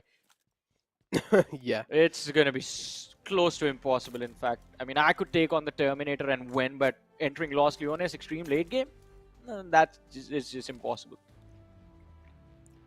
I mean, this circle kind of reminds me of the circle in PMGC that I witnessed, in PMGC West. And, of course, I was casting that. And this circle happened in the grand finals where, if I'm not wrong, A7 won. One of the most strongest teams, of course, on that region. But, yeah, those 2 islands, if there is a hard shift on the right side, and if that is going to be the similar circle, I would consider myself blessed. I want to see that circle once again, but in the South Asian region. And I want to see how these teams will capitalize on the fly. I think if that happens, you might as well just turn on your all mics, say GG's, and just dip out. If that happens, I will just start yelling. I'm not even lying. You might as well want to turn your volumes down. I'm just kidding. I don't want to get fired. I'm kidding, guys. Hey, it's a joke. Are you sure about that? Are you sure about that? Well, I guess that's the question WIZZES Club are asking, as they do intend to just play on the outskirts of the city. But look at this, A1NB, Sinister turning around at the wrong time, misses the opportunity to spot out the players from T2K right in front of him, and he does take a small little dink right on his back just to chip away on his HP bar. Not a lot to worry about, but now he does realize that he does need to fall back towards his teammates. But still, position being given away by the players of A1 Esports. And speak of that, currently A1NB, they're in a decent spot because they're right in the smack center. Still is the first circle, though, so I'm not going to say it's a good spot. That's why I said it's a decent spot. Yeah. As I said, you never know where the circle is going to be shifting towards. The first circle is one of the most untrustworthy circles you can be in. Or maybe, yeah, actually, the late game phases circle are one of the most, like, difficult circles to play around with, because if there is a hard shift in the late circles, then you're screwed big time. There's nowhere to go. If you're caught in a position, if you're completely on the opposite side of the circle, that's the time you might as well just say GG. Unless if you're lucky enough and if you're able to win every single duel you take, unless if you're a team like D Warriors and even Stalwart, then maybe there's a chance you might win those fights. But yeah, other than that, it's GG's. We'll see how this game is going to go, though. Still the early stages, 7 minutes in. No casualties still now. Waiting for the first blood, ladies and gentlemen, of this second game of the day. I think we are going to have to wait a little bit more. The team's still quite far away from each other. Dax, although entering the circle from the western edge, have to be a little careful. They do have the Warriors right on their southern side. The Warriors being on our screen right now, but look at this entry from the side of 1952. Rotating from quite close to where the players of TRZ have positioned themselves, and 1952 have managed to secure a high ground in a situation like this. So if they can potentially just gatekeep the players of TRZ, this is going to be a very lovely fight for them. Definitely can be a lovely fight. Unless they screw it up. And trust me, Johnny, we've seen enough of screw-ups at this point. Even a fight that is completely on your side and teams somehow they manage to screw it up. Not just that, we've seen a big team like D Warriors screw on fight up. If you remember that circle, which was near Potato Hill, and it shifted down Potato Hill, where the players of D Warriors had a complete control of that hill, and they needed to move downwards, and they had all sort of advantage in that fight, but they still managed to lose that fight against the players of WIZZES Club. It was interesting, but another interesting thing that is happening in front of us currently is the players of TRZ. They're in quite a world of trouble. The vehicle, of course, is being blown up, and now Rare NB is left on his bare foot to try and make it back towards his teammate. Matt Cat somehow has his vehicle up, so he's going to try and scoop up his teammates, and that's what exactly he does. Yeah. We'll try to make it towards him. TRZ, for now, they're out of harm's way. Of course, they do want to reply back to the players in 1952 just a bit because they're not quite happy considering they blew up one of their vehicles up. That means now they will need to capitalize and compromise with only 2. This is going to get intense, though, in a few short moments because from the blue zone, we do see IHC and the players of Raw approaching the same position where the players of TRZ and 1952 are. So TRZ, I think, need to prioritize their positioning inside the zone, not outside at this moment. Otherwise, they're going to be in a world of hurt. But look at that. I think that has to be the first blood of the game. Leo right now from the side of MABETEX has been knocked out by the players of Skylightz Gaming, but the finish is yet to be secured. Yeah, it's been quite a slow start, of course. But not slow enough. We've seen the first blood being drawn at 12 minutes in the past. 13 minutes. So I would say still better than what we witnessed. But Leo being knocked out, at this point in time, might as well just consider him a gone case because he needs to crawl back way too much. Of course, on the downhill as well. If the players of Skylightz Gaming do get a line of sight onto Leo, then it can be complete another story. But they're also getting shot at by the backup from the side of MABETEX. So Leo, there's a chance he might be able to stay alive for a while, but the distance is a bit too much, and Leo is trying his best to crawl back. But his team are they going to be able to make it to Leo? That's my question. And the answer is going to be no. MABETEX, they're going to leave Leo to die over here because they do realize the main priority over here is the circle. Yeah, I think they left like 15, 20 seconds ago. They just realized like, all right, we have to give this one up. We can't really save our own teammate, but what we can do is gatekeep the players of Skylightz Gaming by rotating a little bit earlier. And that might just be a troublesome position for the players of SG, though. We do see all 4 lads moving in together. And the players from MABETEX have decided to take the road that has been laid out along the eastern shoreline of this map of Miramar, so they will have a much quicker rotation. On the other side, Raw under heavy fire from the players of 1952, who are still just the gatekeepers of the western edge. Although not doing a great job, have let too many enemies through. Yeah, the crack's going to be quite big. Yeah, first TRZ, now Raw. Yeah, big enough for these teams to just slip away. But it's complete fine as long as you're not having any sort of casualties in those fights while you're still able to get away with that info. You are still going to be a happy bunch of people. But adjusting towards the next circle, if it does take a hard shift against you, then I'm not sure how good you're going to be at adjusting. And this is where the circle is about to pop up soon and decide a lot of teams' fate.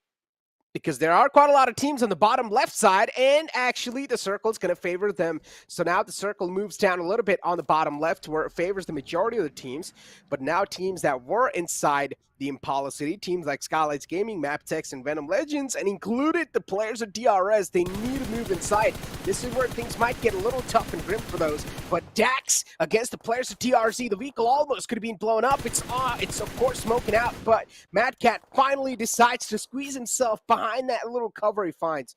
Look at the little cat. I got distracted by that. Hopefully he doesn't. Just staying zoned in on the opposition is what he needs to do right now. Yep. But on the other side, we do see the players from Seal Esports falling apart. Because one of them is going to be picked up. Paragod, again from the side of Dax. Oh, good thing, checking his flanks. Did see one of the players from the side of A1NB holding on to that spot. Hitman from the side of A1NB is going to be dropped. Dax, as of now, they have a very strong position right in the center of the map. Their northern side is completely empty, so they don't have to worry about a threat from there. But Wally, oh my goodness, just ignoring his flank, is going to be taken down by the players of VENOM Legends. Yeah, So VENOM Legends. My bad to cut you off, but VENOM Legends getting an opening over there, and this can be a big opening that the players of VENOM Legends really do need, because MABETEX is the only threat they have currently in the backlines to take care of. Well, it's still a 4v4 for now, at least. VENOM Legends, they are falling back. The damage from the blue zone is going to be good. It will be quite brutal for them. Baron, his HP bar keeps on dropping as well. The booster is not really doing too much to keep him safe for what is about to befall them once they start moving towards the zone. But look at this, Doc moving towards the players of A1NB. Gajor was already knocked out, and his teammate is going to try and run with him to the other side. Quite a smart decision, rather than going for a revive in the same house. And look at this. I got a delivery. Reminds me of a movie, Hacksaw Ridge. I haven't seen that. Oh, it's fun. But yeah, you got the special delivery inside the house, and it's also being secured, so no worries for the players of A1NB. Utilizing the carry feature at its finest and making sure that fourth man is not going down anytime soon. DE Warriors, though, they're still on the outskirts. They're still on the doors of A1NB, and they want to keep on knocking on that door. They want to keep on applying that pressure, but now they finally realize they're also getting shot at from the back lines, and the circle shifts up north once again towards the Los Leones city, where the players of Elementrix find themselves in the lucky shoes. Now, as I've been mentioning over and over again, Elementrix are really solid when it comes to playing that defensively, and now they will need to rely on those defensive instincts once again. They will need to try and edge keep a lot of teams, and they do have a big chance of doing that as well. That means a lot of elimination potentially can be wrapped up from their side if they do play that perfectly. A1NB, on the other hand, still DEW is the biggest threat in the front lines, and they do not want to let it go just like that, because they have realized they've caught enough amount of problems for the players of A1. So even they cannot just neglect it. On the other hand, DEW, they have no intentions of taking this fight against the players of A1NB, because they do realize A1NB in this fight some sort of has a big advantage. Good fights and bad fights. And DE Warriors know this is a bad fight to take no matter what. A1NB, unfortunately, they spot at one player slipping by. They do want a little piece of that one. But Deadeye's Warriors, they're doing a great job positioning themselves up, and they might just be a little sandwiched at the same time. DRS in the back lines moving up from the side, and now they're also under fire from the side of A1 Esports. A lot of trouble to deal with. Deadeye's Warriors somehow positioning themselves in these sandwich situations. Well, let's see though. Dax on the other side of the map doing wonders as they take down the players of TRZ. But this three-team collision right now is where things are going to get heated up. A1NB, as you mentioned, do have a pretty nice spot for themselves in that house. And just the fact that the other teams will have to climb uphill to take them on works out quite nicely for them. But DEW on the other side, sandwiched with Raw from one end and DRS pushing in from the other. Not a lot of options available for them, but DRS end up focusing on the players of Raw as Smokey is going to be taken out. allowing the players of the Warriors to regroup and readjust. But on the other side, MABETEX are going to be the first team to be eliminated from this game, as we are finally down to 15 teams, 52 players remaining. I'd see as well as catching a bit of hurt. Big teams are definitely getting dismantled, including a team like DE Warriors, where my pick was them. And even Johnny's pick is DE Warriors. So, Johnny, our pick is definitely in big trouble, but I'm pretty sure there are a couple of people in the chat that have made the right prediction. So they are going to be quite happy, because there are a couple of teams currently in the most strongest positions possible, including a team like Elementrix and Skylightz Gaming. But DRS, now they find themselves in a sandwich, as T2K from the right lines is looking to wrap up. But are T2K having any sort of intentions to commit to this fight? Because the wall of death is moving in from the back, and the main priority here has to be the circle. A1NB is in the front. That can try and cause a little problem. That can try to create a little bit of drama. But DRS, they might just catch a lot of fire from the side of T2K, and that's what exactly is happening. Jane's in the front, and Jane needs to move inside the circle. Was out in the open, try to cross the road as well, and finally Rick gets shot at. Rick ejected out the vehicle, instant confirmation flowing up as well. A1NB doing a great job holding this side, but even they themselves now need to move inside. And this is where problems are going to knock their doors, and that's what exactly is happening. A1 Esports, as soon as they do make the rotation happen, they're catching a lot of fire onto themselves, and T2K is trying to welcome them inside the circle. But that's not going to be the case. A safe rotation, that's going to save them their lives.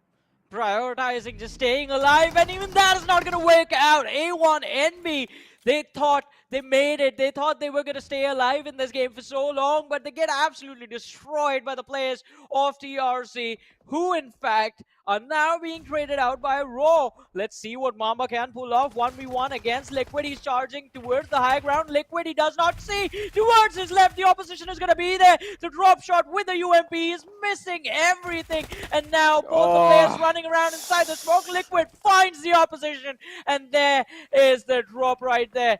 Putting on the first aid now before he goes for revive on his last surviving teammate, that is Smokey. But where is he going? Yeah, the wall of death is just applying a lot of pressure.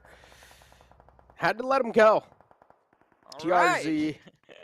Yeah, TRZ is still trying to move in. I don't even think he has enough amount of meds. So yeah, there we go. Yeah. Finally, the man's going to bleed out. As the player who was outside the circle didn't have any sort of first aids to keep on healing himself up, and now Seal being breached by the players of WIZZES Club. WIZZES Club outside, they find the opening, and now the Grim Reapers are here to take away the players of Seal as Spooky is knocked out. Lucifer wants to get the fallen player back up. They are quite injured. The bandages are there. They're trying to peel themselves back up inside this fight. They want to be strong. They want to be a four-man strong squad, but no, somehow the players of WIZZES Club are screwing this one up. Even though they found the entry, they found the opening, somehow it's not working out for them. As another man falls down from their side, and now Seal, they're just charging in like a pack of soldiers. Two men against that one. Red didn't even stand a chance, and he got taken out easily. WIZZES Club, there is one more man alive, and that is creating a lot of menace, but unfortunately, there's a third party from the side of DRS, and Seal Spooky is surviving on 1 health, and he should be taken down soon. Well, he was surviving at this point since Seal Esports have been eliminated from this game. The Warriors down to their last surviving player. Oh, look at this. This is not going to end well for the players of 1952. 3 of them just pinned down right next to this massive wall in front of them, and the players of high voltage, they have an opportunity to call in an artillery strike upon the opposition with the number of nades that they have. And I think they're just going to fall back, just prioritizing their own position. They're like, yeah, we do not care. We're just going to move in. We leave Jiggle behind just to delay the rotation from the side of 1952. And if we can hold them off for at least 10 seconds, the shots are going to come in from somewhere else. And guess what? It is IHC from the right flank. Demo dropping the entire team. Demo took down 2, and the last player went 2-0. 1952. It's that was funny. 5 seconds. It's funny how that last man of 1952 thought that IHC has no clue where the last man is, but no. Yeah. But no, he was just reloading. He was waiting. As soon as his gun was done reloading, he just started taking shots, and he was like, all right, I'm done. I think There's nothing that was I can all do. about 5 seconds. It took IHC to just wrap things up. I mean, hey, that's just Demo doing Demo things, right? Giving a Demo what he's capable of. But right now, it's time to give a full movie. It's done to give some demos, and now IC pouncing on top of the players. So Dax's DRS as well are still there in the front, but DRS, they want to keep themselves shrouded. They don't want to participate in the fight just yet, as they want to let these two teams fight it out. They want to let them just burn a lot in this one, as they have lost out on 2 players themselves, and now finally DRS chime in the fight, as they have managed to third party this entire fray, and Dax is now completely wiped out from the face of the earth.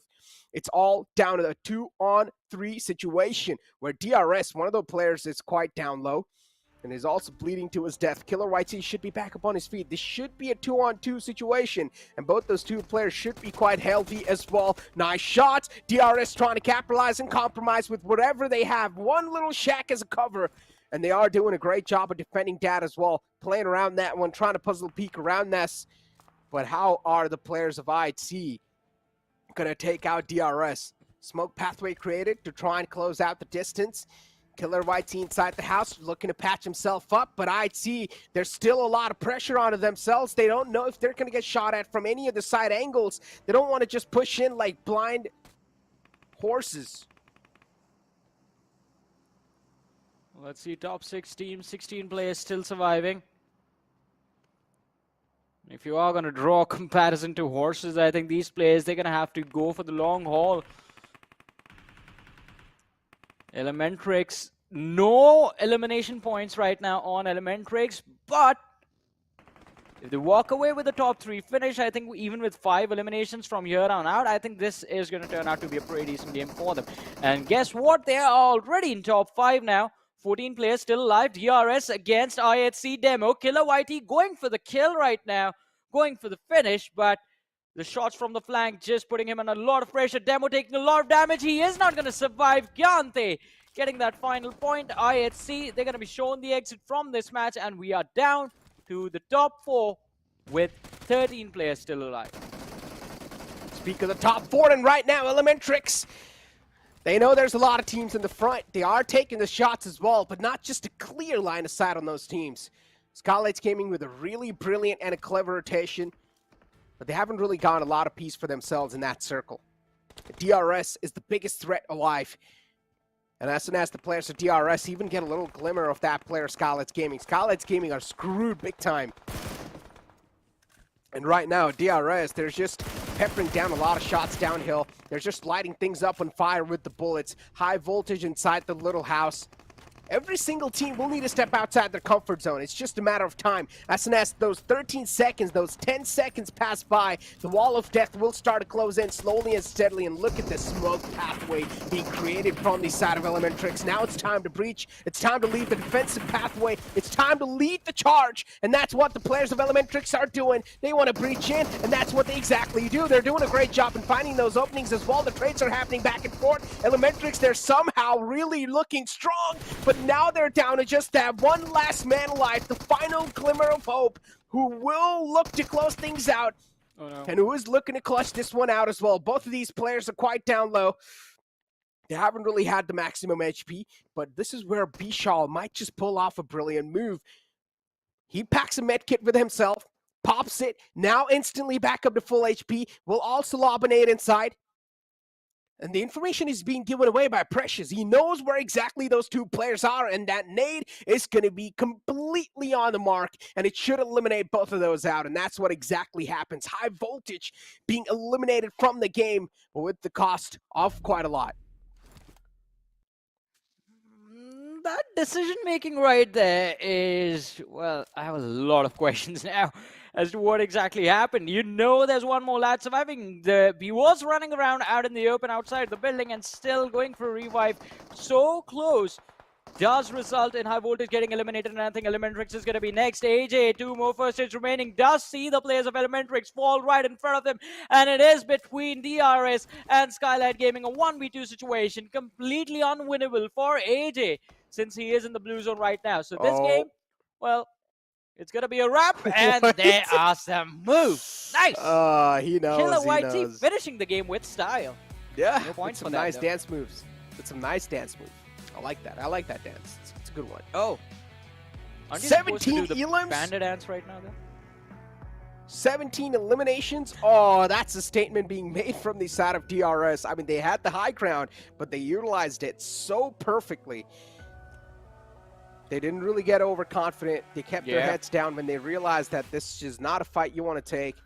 But DRS overall, with the way they played that previous game, of course, you clearly do see that matureness coming in. You can tell with the way they played, the decisions were made perfectly fine. Even though they only had 2 players in the end of life, Yeah. still they played perfectly. I like how you called the decision making mature when the final decision in the game was to just go this. That is mature decision. When you know that the enemy team is not going to peek out anyways, you might as well have some fun, right?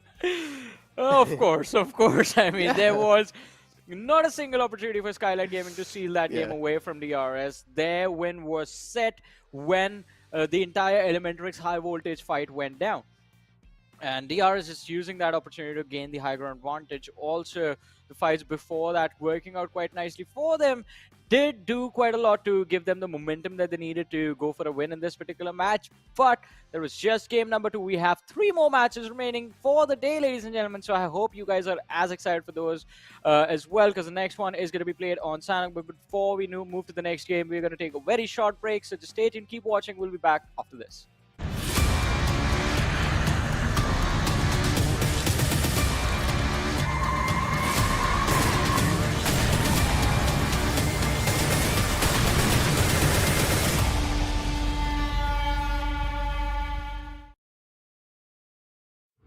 I'm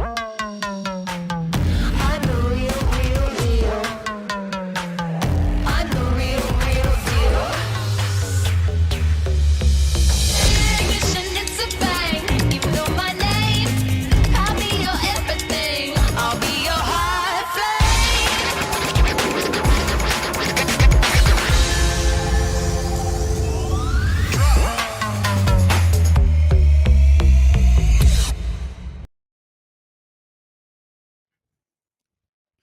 Welcome back once again, ladies and gentlemen, to the PMPL South Asia Fall Season of 2022, brought to you by the Oppo F21 Pro. This is Super Johnny Johnman Necro alongside with me. 2 games done and dusted. DRS having an incredible win in the previous map of Miramar. But before we move on to Sanhok, Necro, what all did you notice in the previous game? Do I really need to talk about that? I mean, Yes. I feel like the main attraction point was the dance at the end. That was the main attraction point. But if I am speaking seriously over here, so I would like to talk about the push that was being made from the side of Elementrix. Of course, that was one of those pushes that was quite scrappy, I would say. It was quite a scrappy fight. It was really hard to tell what exactly was going on. And one thing I could tell for sure, the execution wasn't planned out. Well, I think that they did sort of have a game plan for that particular situation, but not anything beyond that. But we do have the MVP on our screens. It is going to be Gyante from DRS. 7 eliminations secured, 832 damage dished out. So overall, a very healthy performance in this match with a 24-minute on 37-second of average survival time that he has. Basically staying alive till the very end of the game, because we do have his teammates right behind him. There's Delta, Killer YT as well. And it was an incredible run from these 3 lads of DRS, securing 17 eliminations in total. Yeah, and not just that. Another thing to talk about over here is that IT fight against the players of DAX. With the way they position themselves, it clearly seemed like they are way too confident in that fight.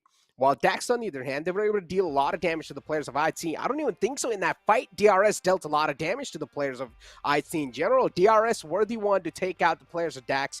But DAX itself, they dealt so much damage to IT that IT were handicapped big time to fight against the players of DRS. And DRS got a massive edge in the end right there.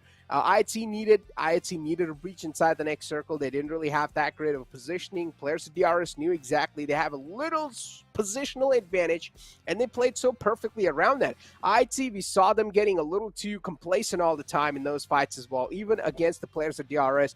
We kept on seeing them. One player would just stand up from his position, would run around, catch a lot of fire onto himself, will prone down, heal himself up, and do the same thing again. Well, the player IT in general was just not really able to do a lot in that situation, where I personally feel like that thing could have been played so differently. The position they had could have been played in way much more different styles, I would say.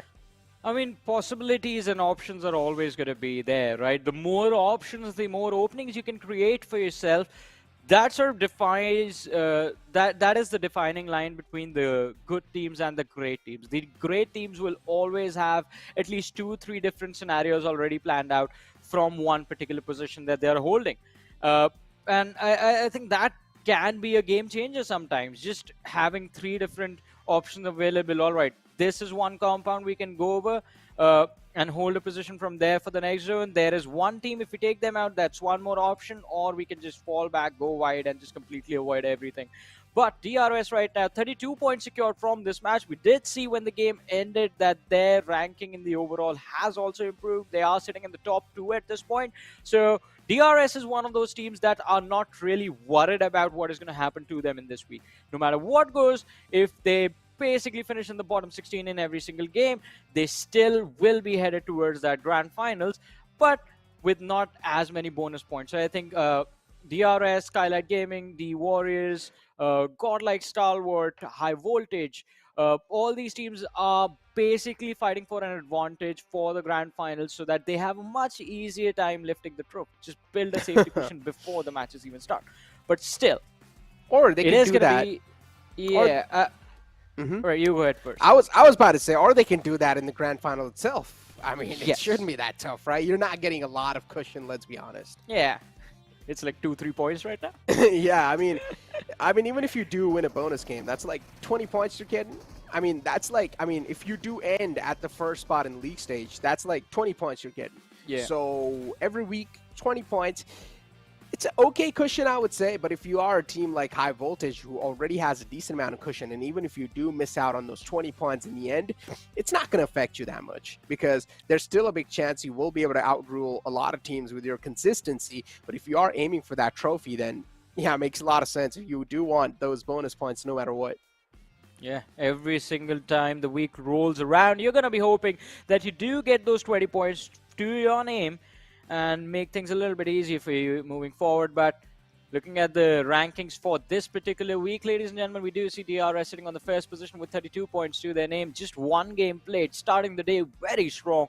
Raw Official on the second with 30 points in total after the 2 matches they have played. Myanmar as well with this particular match have done quite decent. Not this one, but the one before this. They played the first Erangel. They managed to finish in the top 2. So that was a wonderful game for them. But as we move to the second page of the ranking, again, we do see 1952 TRZ and Gremlin Storm in the bottle. But surprise, surprise, Godlike Stalwart, at least today, the first game has not gone their way. They're sitting in the bottom 4 right now, but we are pretty sure they're going to bounce up.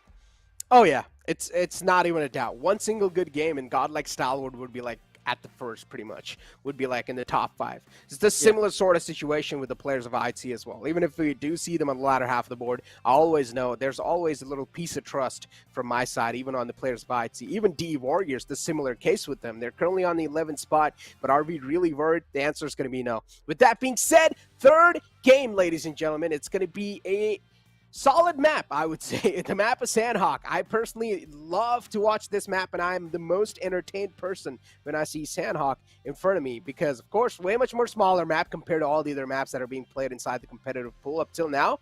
If you do compare that to Livik, but I wouldn't really count that. But yeah, Sanhok, I would say, is one of the most entertaining maps, and I am down to see how teams are going to be playing it out inside the map of Sanhok because we know we are gonna see a little bit of variety, or maybe not. There's a chance maybe a team like Godlike Stalwart can take it. Anything can happen, man. It's just Sanhok. Exactly. You never know what's going to happen in this map. It can get very intense very quickly, or for the first 10 minutes you're going to be watching basically nothing if there are no early fights. But towards the southwestern side of the map, we do witness a little bit of early action. If the circle is towards the Camp Alpha Island, then you never know what High Voltage is going to be up to as well. So it's going to be quite interesting to see how this game is going to play out. Although, as you mentioned, I think we should not talk about Livik unless we're already headed towards the weekend. I think on Saturday we can start bringing Livik up. Yeah, because the match is only played once. The map is only played once. Is going to be back in action. Let's go.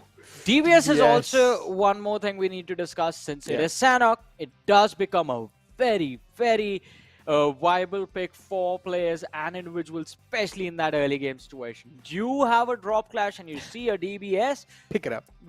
Pick it up. The other team. That's a lifeline. I'm not even lying. That's a lifeline. It's like in Mario, how you have 1-up. Oh, yeah. That's DBS right there in PUBG I think Mobile. it should be -1 up for the opposition. For the opposition, yeah. But Yeah, +1 for you because, oh man, of course, that'll be like a lifeline being graced to you. All you need to do is just one pump and the enemy team's dead. But enough talk about the DBS because we are really setting the DBS up over here because all these players, of course, will try to get their hands on that gun. With that being said, Johnny, time to make the prediction as well as Group C is going to be sitting it out. Yeah. Which team you think will take this one? DE Warriors is going to be my pick for this game. I think the kind of run they are having today, it is going to be very important that they start performing now. Again, a team from Group A, so that means they only have 2 more matches left. And the Warriors, I feel like, would not like to miss out on the amazing momentum they established during the first and the second week of this particular tournament. So it's time to start cashing in whatever you can from this game onwards so you do not miss out on the first day of the last week. I'm confused between IHC or Godlike Stalwart. I think Godlike Stalwart should be your pick since we are going with the Superman and Kryptonite scenario again. Should I though? Yeah, maybe. You know what? Yeah, go with Godlike Stalwart, man. Yeah, let's go. Let's do this. I think so. Godlike Stalwart, they should win this. Come on, guys. I've picked you guys up. Pick up. Imagine if all 4 players of Godlike Stalwart have DBS as their secondary weapon and M4 as their primary weapon. Oh, that would be a deadly squad. But that's not what we see all the time. Yeah, I think us witnessing a situation like that on the first day of the last week, a little bit close to impossible. But maybe on the last day, maybe on that Livic game, we're going to see an entire team running around the map with nothing but DBS. No, that's not going to be the case. Come on, you at least need the M4. M4 at this point is like a, it's not even a gun. It's like a, I don't know how to express that in words. It's like a big, just a brand, I would say. It's like a brand. If you don't have M4 in your backpack, if you don't have M4 in your inventory, people would say, are you really playing the game? I think there is an alternative to the M4 these days. It's going to be the UMP. Extremely brutal in the close ranges. I mean, it's been months since the update came out where the UMP was buffed. And since then, everyone has been using it. Well, it started off with UMP being the secondary, and slowly and steadily we just started seeing UMP move up as the primary weapon with the with whatever the players wants. I mean, it's usually the UMP and the M4, UMP and the AK. That's the sort of combos the players usually have been running. Otherwise, if you do find an airdrop, whatever is in it, unless it's an AUG, because that is something that I think, I don't know why, but people just avoid the AUG every single time. I did like it. Like that weapon in the earlier stages. Then the Groza came out, which was better.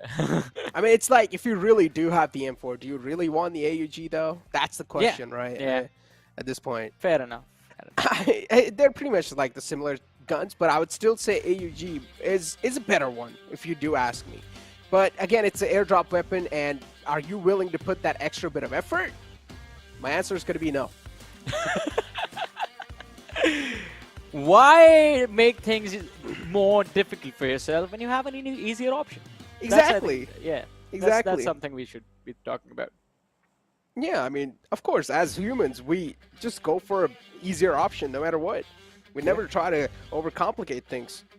And I would say that is probably the smartest way to do it as well. Work smart, not hard.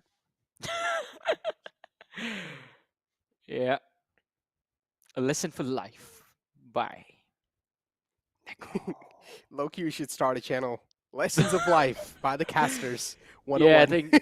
Yeah, I think you give us enough footage of Miramar. I think that is going to be a possibility. But let's see. This time on Sanhok, ladies and gentlemen, the trajectory of the plane starting from the eastern edge of the map, headed towards the northwestern part, towards Houghton. And the trajectory does not matter over here. You do see quite a nice spread of teams on the entire map, with the circle moving towards the southern side. Raw Esports, smack in the center of the zone, are going to be feeling quite comfortable for now, though. They have been surrounded from either direction by the players of DRS and A1NB. But look at this. Oh, it seems like there was a little bit of a drop collision between Skylightz Gaming and 1952. And Mafia Ninja has barely managed to walk away alive. Oh, Mafia Ninja cannot afford to go down this early inside the game. He is a crucial man. He has the biggest hand inside the success of the Skylightz Gaming squad. So if he does go down, That's going to be a big problem for this entire Skylightz Gaming squad. Mafia Ninja needs to stay alive.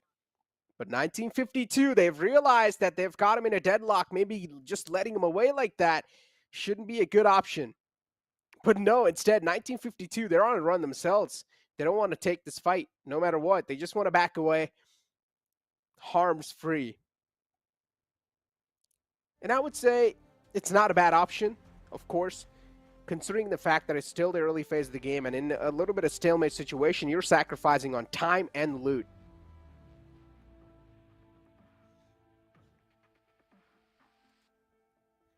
Let's see. He's still not left this position.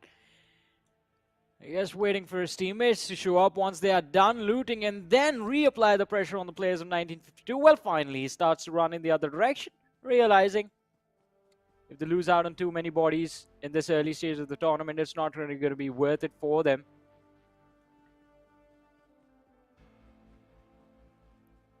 Skylightz Gaming kind of in an interesting spot right now, since the team does realize they are outside this first circle for now, and the opposition that's standing in their way are, well, have been made aware of their position. So it's going to be quite easy to be gate kept from here on out. I'd see dropped all the way down south on the right side near Kampong, Docks. They are spread out as well. 1952 currently. They are just around Kampong in those fields, just going for the loot. Now in the past, if I'm not wrong, we've seen 1952 drop inside Kampong, but this time I'd see they've taken it over. An interesting takeover indeed. So that's why 1952, they're being pushed over on either side. They're really not able to just capitalize on that spot anymore. A1NB as well, all the way down south, currently in the smack center of the circle too. They're looking pretty good, but hopefully they're not on a loot deficit. Because Sanhok, to survive this map, you do need a lot of loot, especially those meds. Because you're going to catch a lot of bullets from no matter what sides, and even if things go south, then you can rely on that med strat, which we have been seeing quite a lot recently inside the map of Sanhok. Makes a lot of sense too. Again, free points. You might as well would want to gather that. DE Warriors still on the top left island. Haven't really moved a lot. They still need to make it inside in a better spot inside the next circle. WIZZES Club looking pretty good in Camp Charlie. DRS all the way on the left side near Sami. Elementrix in Ruins. These teams are harms free. They're looking really good. They're chilling for a while. Go like Stalwart on our screens. Having spotted out, it looks like the players of Raw Official is rethinking their plan of engagement. Pika just making sure he has vision of that position, but this could be the first blood of the game, ladies and gentlemen. Gremlin Storm losing out on Rowdy as Koa out of nowhere shows up, pops up like a phantom of menace. And well, Menace he shall cause, takes down one of the players, but Necro, there it is, the DBS in action in the hands of Memo, as Sinister is instantly traded out. So A1 Esports, what could have been an advantageous pick for them, has been nullified instantly. DBS, of course, will help them neutralize things over there, but Sinister, as he has been taken down, that's the IGL out the fray. A1NB losing out on a big man, and that's going to be a big casualty for them. QBZ in the hands of Hitman. Hitman's been a solid player. Indeed, he has been the Hitman for the A1NB squad, but now they're getting breached on, but now they're getting charged on by the players of TRZ, and the threat is approaching them. Gajor, a little too late to react, and that's why he will be taken down. He let them close up a bit too much. Gajor should have fired a little bit early off, but no. He fired a little too late. The players of TRZ closed on up a bit too much, and now A1NB, they're just left with two players, Hitman and Koa. As always, Koa, of course, is in the back lines, just away from all these battles, does not want to be part of them. Hitman somewhat needs to make an escape, and he is doing so. Backing out from that fight, does realize a 1-on-4 is not a good shot. So maybe he just wants to stay alive for as long as possible. It's still quite early. We haven't even seen the second circle hit the deck, and already these fights are happening. 3 players have been taken out overall from this game, from which 2 of those have been the players of A1 and B, Gajor and Sinister. A lot of teams actually stacked up right in the smack center. And we might see a couple of more fights start soon. Now, these teams, of course, they're gathering a lot of visual information, but they're just waiting for the next circle to hit the deck and maybe potentially at least one of those teams being forced outside their comfort zone. With that being said, airdrop 1's on the board too. It's going to be the MG3, and trust me, this gun is so harmful. It's so deadly on this map. Well, let's see though. Will be the wielder of this weapon right here. TRZ Mamba still prone out. Alongside the crate of one of his victims. But let's see. Not really an opportunity for TRZ to engage upon anyone. They did see the players of Godlike Stalwart quite close to them. They do realize Raw is waiting for them underneath this hill. There's the lads from Gremlin Storm as well. But TRZ quite exposed out in the open on top of this hill with nowhere left to go. Only one option remains. Just stay hidden for as long as possible and lay out a trap for people trying to move towards you. Imagine if TRZ, they're going to be prone out all 4 players like this, and Raw just ran through them. They're going to run into a meat grinder at that point. I think at this, from here on out, the entire game plan for TRZ, it's just going to be about how patient they can be. Since they do have the center of the zone for themselves, if they are patient, I think this game is going to be much easier deal for them. But look at this action.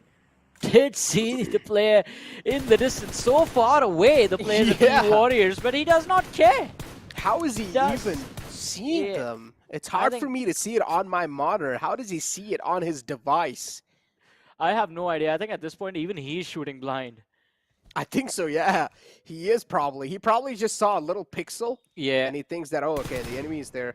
So, yeah, he is taking shots. But he's taking those shots perfectly. I doubt he's just shooting blind. But, yeah, he's definitely spotting those players. All right, I got it. I think he is seeing the pixels as well, plus the players of DE Warriors are shooting towards him as well. So he's just waiting for the... whichever directions, whichever direction the shots are coming from. He's just shooting at that one. But yeah, he's doing a great job just suppressing those players down and making sure they're not really going to peek over the ridge. As we have airdrop 2, and it's going to be the MK14. Not sure if that's a good choice of weapon. Mostly in this map, I would say, you would like to use this weapon as an automatic. And that's what majority of the people do as well, right? If they have the MK14, they would, like 90% of the times, they will just use it as an automatic weapon instead of using it as a DMR. Or I would say it really does depend on the situation that you're in. Yeah. D Warriors, on the other hand, doesn't seem like there's any sort of threat around them. So they're just going to try to move around, gather a bit more info, try and reposition themselves, maybe in a potentially in a better spot. But right now, they're moving outside the circle, so I don't exactly know what the game plan is. They're moving in all the way from ruins. And if I'm not wrong, they want to breach in inside the circle all the way from down south. We'll talk about moving down south, and I think the zone heard you, Necro. Yeah. You do see a southern shift towards Camp Charlie, and I think this is going to create a lot of trouble for the players of T2K, because look at the map. They are just right next to the to the Paradise Resort, and now they're finally started to move down south. But A1 Esports on the other side, having dropped Snipe YT from the side of Jan Mara, are going to run towards him to secure this finish. And there's the second of the game. 2 players from the side of A1 and B still remaining. Jan Mara, 3 players left. And I think all their attention is just focused in on the players of A1 and B and just delaying a potential push from the players of TRZ. But a lot of quiet moments in this particular match. 11 minutes in, still all 16 teams alive. 60 players still remaining, so we are yet to see the first squad wipe of this particular match. But Koa, having spotted out Gunner in that sniper tower right there, he's going to try and see if he can take him out as soon as he gets up. Just a few small little bursts of the shots of M4 in that direction. No conversions though, yet. Yeah. I mean, right now, Koa definitely has Gunnar in a deadlock. Gunnar cannot move out. If he does, I mean, one thing's for sure, he's going to catch a lot of bullets. I'm not sure if he'll go down or not, but A1 and B in a decent spot, at least for now. Chan Mara in the front. We're not really seeing a lot of movement right now. Yeah. The circle seems quite beneficial to a lot of teams. It hasn't really pushed these players, pushed these teams outside their comfort zone. It has favored the majority of the teams inside the circle. So they didn't really needed to move from the initial position they had. And a good amount of portion of the circle as well is being covered in the waterways. So land mass, land surface is already being limited. The next circle is really going to be detrimental to a lot of teams.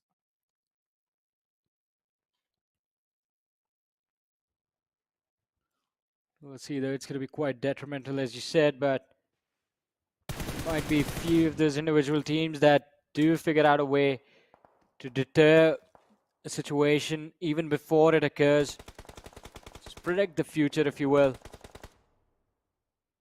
Germana Gunner still holding on to the exact same tower that he was in before.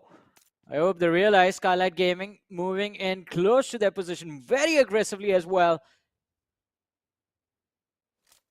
You see them in the distance.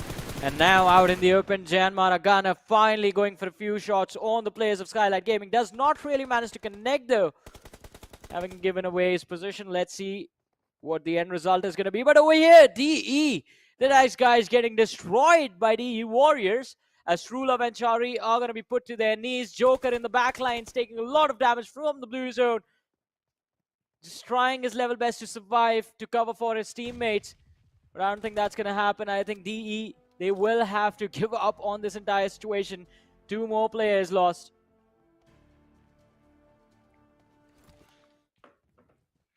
Finally, a little bit of battles happening. Those skirmishes are definitely there, but we aren't really seeing a critical fight happen yet. A couple of teams are handicapped. A1NB, of course, we saw them getting handicapped early off. So now, just with a 2-man, it's going to be next to impossible to survive the outburst that's about to break soon. As we have the players of DEW as well on a move. The circle is shifted away from them, so DEW, they realize no more time to waste. It's time for them to take things a bit more serious. VENOM Legends and Raw right next to each other. And Raw this time are doing a great job of defending it, but no, the trade's actually going to be back and forth. It's a perfect trade. As Susan's managed to take him down. Raw might just be in a little trouble. As VENOM Legends, they should be able to get the fallen player back up, but on the other hand, for Raw to get the fallen player back up, it's going to be next to impossible. Smokey is inside the water lines, hoping that no one's going to be able to spot him, but he's already being, his position's already being compromised, so he cannot just stay underneath the water for a long time unless he's going to suffocate to his own death, and also at the same time, he's being ticked away. Next to impossible to save that man at this point. But on the other hand, his teammates, though, they're trying their best to try and neutralize stuff here, as they have managed to find another opening, and Susan instantly being confirmed as well. That's a big slip-up from the side of VENOM Legends. Yeah. They had an advantage, but now they've choked it. Yeah, a massive slip-up, as you said. An opportunity presenting itself to VENOM Legends, and just that one individual being traded out is just going to swing this entire fight in the favor of Raw. Now look at Slipknot, has an amazing high ground advantage, can keep track of the players of VENOM Legends, and does see Gangsta moving out in the open as soon as he steps in the mortar. Gangsta knows It was a mistake. Slipknot is going to make it hurt. One more knock secured, and he's not the only one keeping an eye on the river now. Don't Liquid exactly from know. the other side as well. I'm sorry to cut you off, but I personally have no clue what was Yeah. that move from the side of Gangsta. Desperation. But do you really need to be desperate in these moments? I do understand, yeah, you've already been engulfed by the zone, but you also need to understand even the enemy team is inside the zone, so even they are taking the equal amount of damage. Maybe there's another way to take an exit from the fight from the backlines. Yeah. But instead, Gangsta decided to cross on over where he knew there's a big chance that the enemy is going to be there. And now, VENOM Legends, they've lost out on 2 players. Here you go. They have dug their own graves as there's only Frag Boy alive with a big burden on his shoulder to try and carry over. While the players are raw, the rest 2 players are already on the move. And look at Raw, though. Mhm. They're doing such a brilliant job taking on the players of TRZ as well while they rotate. But look at this Frag Boy. Oh my goodness, what an amazing move from Slipknot. He jumped right in front of him, just bunny hopped out of the line of fire, and then came back with the 1-pump gun. Yep, that's all you need. But now you have Deadeye's Warriors and even Skylightz Gaming up against the players of IHC. IHC with the high ground. Alex does realize he will need to fall back from that one, as there was a big nade parade just flowing on his way. IHC, they're looking pretty comfortable inside the circle. On the other hand, Skylightz Gaming hugging the blue. They need to make a presence inside the circle. Slowly and steadily creeping and crawling their way in. There's a big chance they might be welcomed by the players of IHC. And Alex as well is just swimming. He's having a great time. T2K up against the players of TRZ. Now finally a lot of fights are going to start to break down. This Sanhok game is being quite slow. But this late game is being set up even better. Definitely. I think the final few moments of this particular match are going to be extremely, extremely chaotic. But let's see, Sandesh right now just trying to see if he can take care of the players of TRZ. Has one man already bleeding out. The other lad, Atomic, just trying to see if he can survive in the water. On the other side there, Deadeye's guys taking an exit from this game on the 15th position. Not really a position where they want to be, but look at this. So Atomic is bleeding out slowly and steadily. All that lack of oxygen is starting to hurt now, and there he goes. Oh, but from the Rare Legend taking extreme fire, the players of IHC show up. IHC. And also the players of Skylightz Gaming are being a big problem. Skylightz Gaming have the high ground, so of course they're going to have a lot of line of sight on the players in the front who are in the lower grounds. But they don't have the positional advantage. Skylightz Gaming, they need to move in, and unfortunately in the front are the players of IHC who will try to hold them off. Bay, TRZ being picked off. Nice move from the side of T2K, and Sandesh is going to put that final nail in the coffin as we have WIZZES Club with all the 4 players. They have managed to survive for a long time. Camp Charlie has been their saving grace, but there has to be some sort, or there has to be some point in time inside the game where they'll need to leave that Camp Charlie area, and it will occur soon. And Skylightz Gaming are taking the shots. T2K in the front. Skylightz Gaming, if they decide to move away, T2K are going to be a big problem for them. So they cannot just ignore the problem in the front. They will need to try and take care of the players of T2K. But how are they supposed to do that? As soon as they take care of T2K, it's going to be the players of IHC welcoming them with open arms. Skylightz Gaming are screwed big time if they do manage to make a rotation, though, on the right side. And they do realize that the right side is clear a bit. Then maybe things can be a little different. But unfortunately, they only have 1 vehicle available. Yeah. And it's not just them. WIZZES Club in a world of trouble as a circle just moves completely away from them. On the other side of the river, Elementrix, Godlike, Stalwart, DRS. The team holding the bridge right now are going to be in a world of hurt. IHC, I think they have a pretty nice position for themselves. Demo, I think, has seen the players of Skylightz Gaming moving on top of this hill right in front of him and has relayed this information to his teammate Alex. But look at this, Octopus from WIZZES Club waiting patiently for Elementrix to get in as close as possible. Goes for the spray with the UFP, but a massive, massive blunder as Bishal and Precious just run right through him, and before WIZZES Club realized what happened, the entire team gets eliminated, as it wasn't just the players of Elementrix who showed up, it was godlike Stalwart as well. WIZZES Club down to their last surviving player, and I don't think he's going to stay alive for long. But it is Domain though, so let's see what is going to happen. Elementrix also down to their last two, Orange and B-Shaw left standing. I mean, they're on the verge of getting eliminated no matter what. Yeah. And B-Shaw is just running in like a bull, but he still somehow wins it. Oh, a lot of shots whiffed. WIZZES Club. They've lost out on the mat, but at the same time, even Elementrix, they cannot afford to stay outside. Orange's ball will not have the Mets to back himself up, and Elementrix are going to fall right after on the 11th spot. Definitely not the places to get taken out from, but let me tell you what. Skylightz Gaming, for them, the pressure is now going to start to subside, as they have somehow managed to find a little bit of wiggling room, and they have managed to wiggle themselves in. I'd see another big problem to take care of now. It's going to be the players of T2K, but to approach this fight is going to be next to impossible. Skylightz Gaming will try to stop them in their tracks, and these will be free elimination points if IHC do decide to push, so IHC will need to play this a little bit more safer and cautiously. And IHC are well aware of the fact as well that they will get shot at in the back if they do approach in this fight. What sort of approach will they use? They do have the smokes to shroud himself up, but the smokes are not going to do that good of a job no matter what. But Sanchir finds the opening. Mafia Ninja goes down as Sandesh will move outside the blue, and that's a great angle. Will catches him off guard. IHC, as they are on the verge of collapsing, but might just not yet. IHC, they're somehow pulling this battle back in their hands, but no one's going to be the answer, as Jane in the back will shut him down.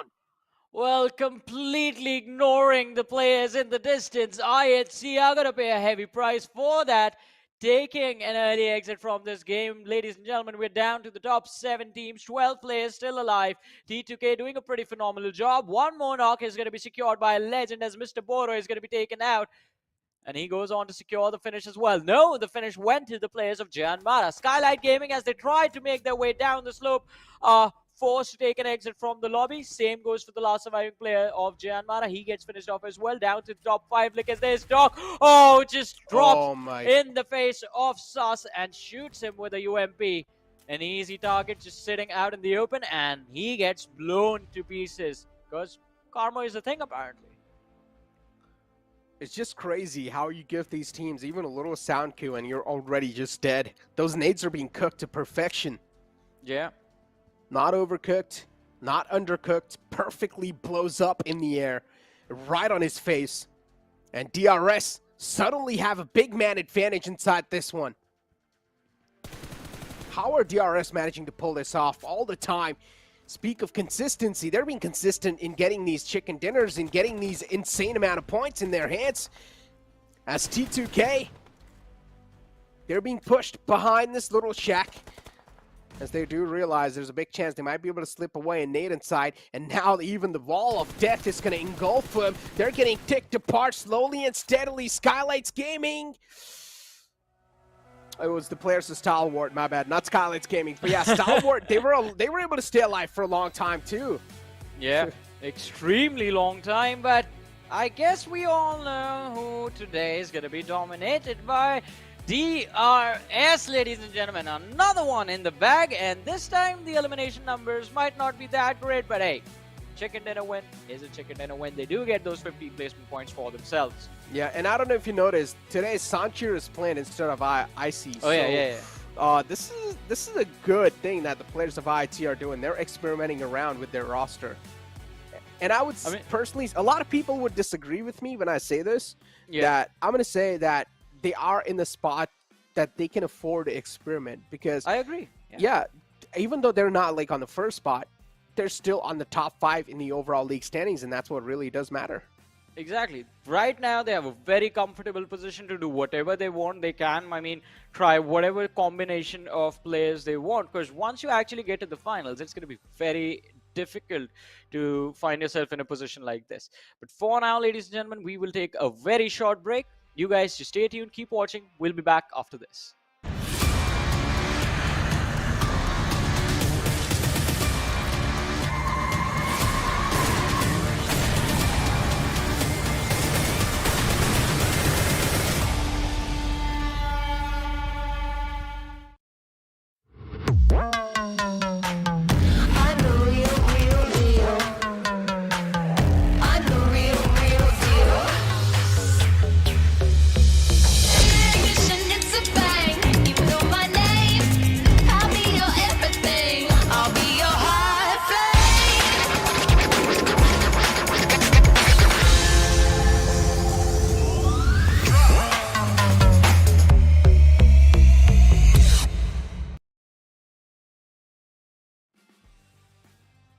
Welcome back once again, ladies and gentlemen, to the PMPL South Asia Fall Season of 2022, brought to you by the Oppo F21 Pro. This is Super Johnny, joined by Necro alongside with me. 3 games done and dusted. DRS getting a back-to-back chicken dinner in the previous 2 match. I think, Necro, the momentum for this team is looking extremely solid, at least for today, quite contrary to how week number 2 went for them.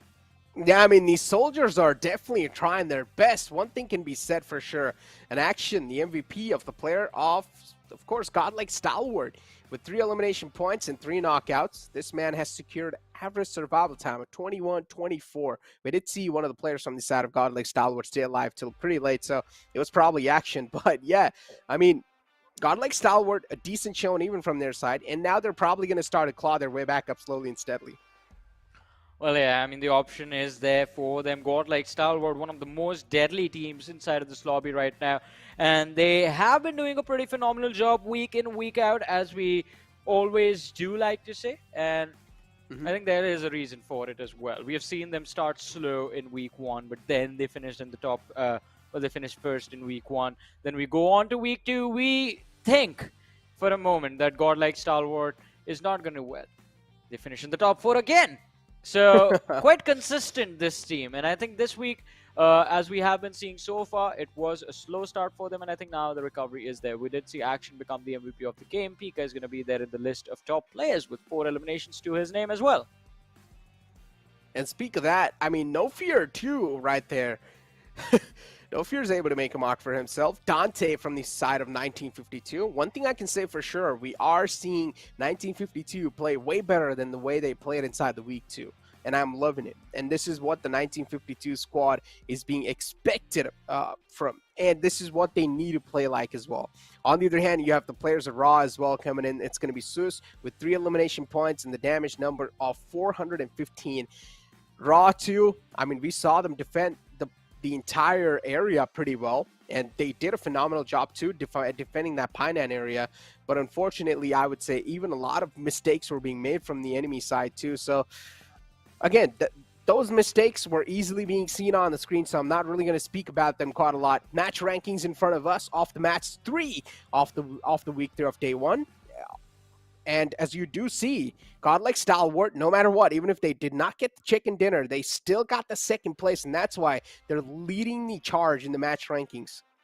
Well, they are doing quite well for themselves, and it is going to be very important to make sure that the consistency is going to be there. But on the other side, TRZ, now that is a consistently low point day that they are having, and we, as we mentioned, even though TRZ, we have been quite critical of them, there is still a possibility for them to actually make it to the finals. So it is, again, very important that they score whatever points they can in every single game. Otherwise, I think starting tomorrow, it is going to look very, very tricky for them to move forward from the league stages to the finals. So it is going to be quite interesting to see how the next few matches are going to go for this particular team. But also, along with that, I think the next map again is going to be played on Miramar. This time, Godlike Stalwart are going to be playing. So I think the other teams, they will have to be extremely careful, because after this game, we all know it takes 1 game for Godlike Stalwart to just get warmed up. Yeah, I think that has just happened. I mean, Godlike Stalwart are pretty much going to be playing all the games now. So, I mean, all the upcoming games, which are just 2 more games remaining, ladies and gentlemen.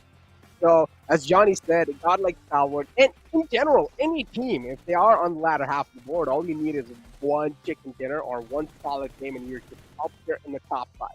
And at the first day, this is pretty much how things look like. It's really tough to make a lead or have a cushion on the first day. So, yeah, things are going to be quite volatile. Things are going to be quite fragile on the first half of the board, without a doubt. As we have the damage graph in front of us too, and of course, Godlike Stalwart have the most amount of damage dealt. But on the other hand, DRS as well is not really that far behind. One thing we can say for sure is that DRS were playing for the win. They played it so passively, they did not really show a lot of dominance from their side. Only 3 elimination points, and in the end, when they realized they have a big man number and they had a big positional advantage too, that's when they started being really confident. Well, let's see though. Look at that DRS. I think they're going to be quite upset about the fact that they have a lot of damage dished out and they only got 3 eliminations for that. But they aren't the only ones in that particular situation. There was another team having taken an early exit in the previous match. But Looking at the overall rankings, ladies and gentlemen, after the third game of the day, we have DRS leading the charge with 50 points already secured. Then following them up is going to be Raw Official with 3 matches done and dusted. So I believe the next one is going to be the last game of the day. We have Skylightz Gaming in the mix as well. Again in the top 4, Godlike Stalwart. Look at the climb, 11 positions gained in one game. DE Warriors right above them. Only 1 point separating these two titans. I mean, speak of that, and then you have, I mean, yeah, as you said, Godlike Stalwart, man, 11 position lead, and there you go, 1 solid game, and they're already up. That's all they really needed. Now I'm just waiting for teams like Seal as well to start activating themselves. I'd see on the latter half of the board. Am I really worried? The answer is going to be no. Deadeye guys on the latter half of the board, not really worried. Even same thing about MABETEX. MABETEX all the time, even in week 1 and week 2, they have ended things in a mid-pack. So I would say which is really not a bad outing for a team like MABETEX, and they have been able to qualify inside those bonus games as well. So as long as you're there, as long as you're inside the top 16, that's what's really going to matter. And then maybe in the grand finals, you can try and just beat or squeeze your way inside the top 10. Well, but let's see what is going to happen as game number 4 is about to roll around. Necro, the map is going to be Miramar. Group B will be the group sitting out of this. But that also brings us to the next question. What is your prediction for the upcoming game? Group B, that means Skylightz Gaming, Raw, A1 Esports, and even 1952 aren't going to be playing inside this one. Which means Group C is back in action. High Voltage, MABETEX. All of these are pretty solid teams, Johnny. And we saw MABETEX, they're currently in the latter half of the board. Yeah. Now, I've been going with Godlike Stalwart, or pretty much we've been going with the Mongolian teams for a long time. Now I want to give someone else a shot. I'm going to go with the High Voltage. We know they are another one of those constant teams. They are one of those teams that do like to be pretty consistent. So I think so High Voltage can be a good answer to the domination that the players of DRS are showing. I think definitely it is going to be very interesting. I wanted to pick High Voltage as well, by the way. You can go with it. Alrighty, I go with High Voltage again then. Because, as you mentioned, I mean, High Voltage have time and time again, day after day, proven to be one of those teams that can, in fact, go toe-to-toe with the Mongolians in terms of their consistent runs. Week 1, they looked incredible. Week 2, they looked even better. When the competition got tougher, High Voltage just improved so much. And coming into Week 3, I think the first few matches have been very unlucky for them, but we do expect them to bounce up as well. So hopefully in this game, we're going to see them walk away with the chicken dinner.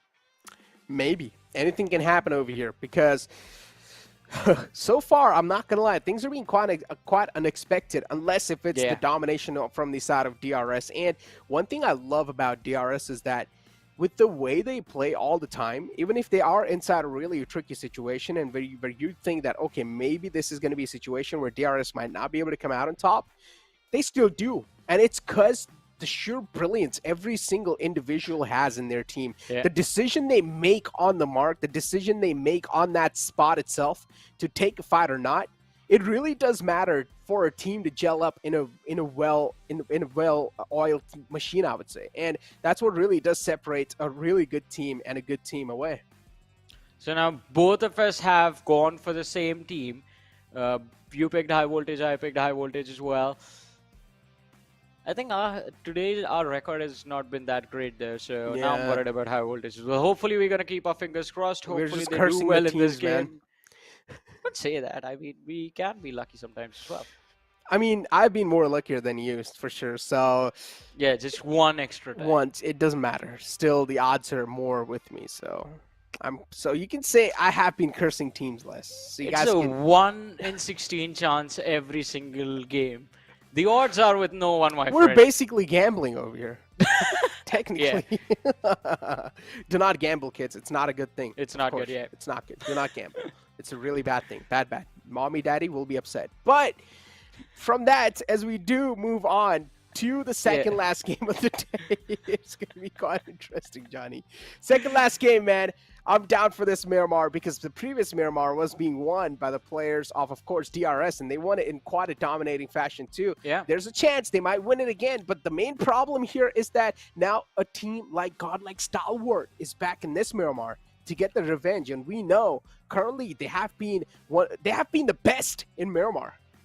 I mean, definitely. Godlike Stalwart Miramar is one of their strongest maps. Yeah. And DRS, as you mentioned, 70 eliminations in the previous Miramar that they played. There is a hat-trick opportunity for DRS right now if they've managed to walk away with a win in this game as well. And if that happens, I think the confidence of basically every other team in the lobby is going to be completely shattered for the last game. Might as well just give that one away to DRS as well. But the bright side being, I think this game we are going to witness a lot of interesting fights, to say the least, because if DRS versus Godlike Stalwart actually happens, it's going to be very fun to watch, considering both the teams are extremely close to each other in the start of the game as well. There is Elementrix in the mix as well, who can be a catalyst and can swing the advantage in the fight either way if they try to third party, which I think has hardly happened in the last 2 weeks this tournament has been going on. I mean, this collision would be quite interesting, right? DRS, on the other hand, is more kind of like a tactical approach, tactical nature sort of a team. Yeah, they do tend to be aggressive a lot of times. They do not shy away from from fights without a doubt. But if a fight is being pushed on the players of DRS, one thing we know for sure is that they're not going to be overconfident. They will instantly put themselves in a defensive stance, and that's what I love about this team. On the other hand, if you see a team like Godlike Stalwart being pushed up on, they will start being proactive themselves. They will start being aggressive against the team that is being aggressive against them.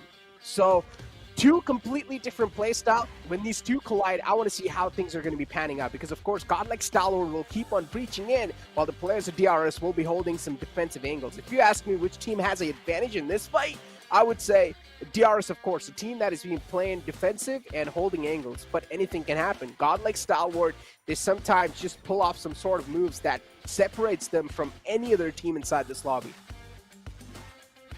Well, but let's see. Flight path this time around, leaning heavily towards the southern part of the map, is going to make things a little tricky for all the teams that do like to play from those northern positions. As we do know, Dax, they like to start the game from El Pozo, but it's not going to be easy to even get there for them.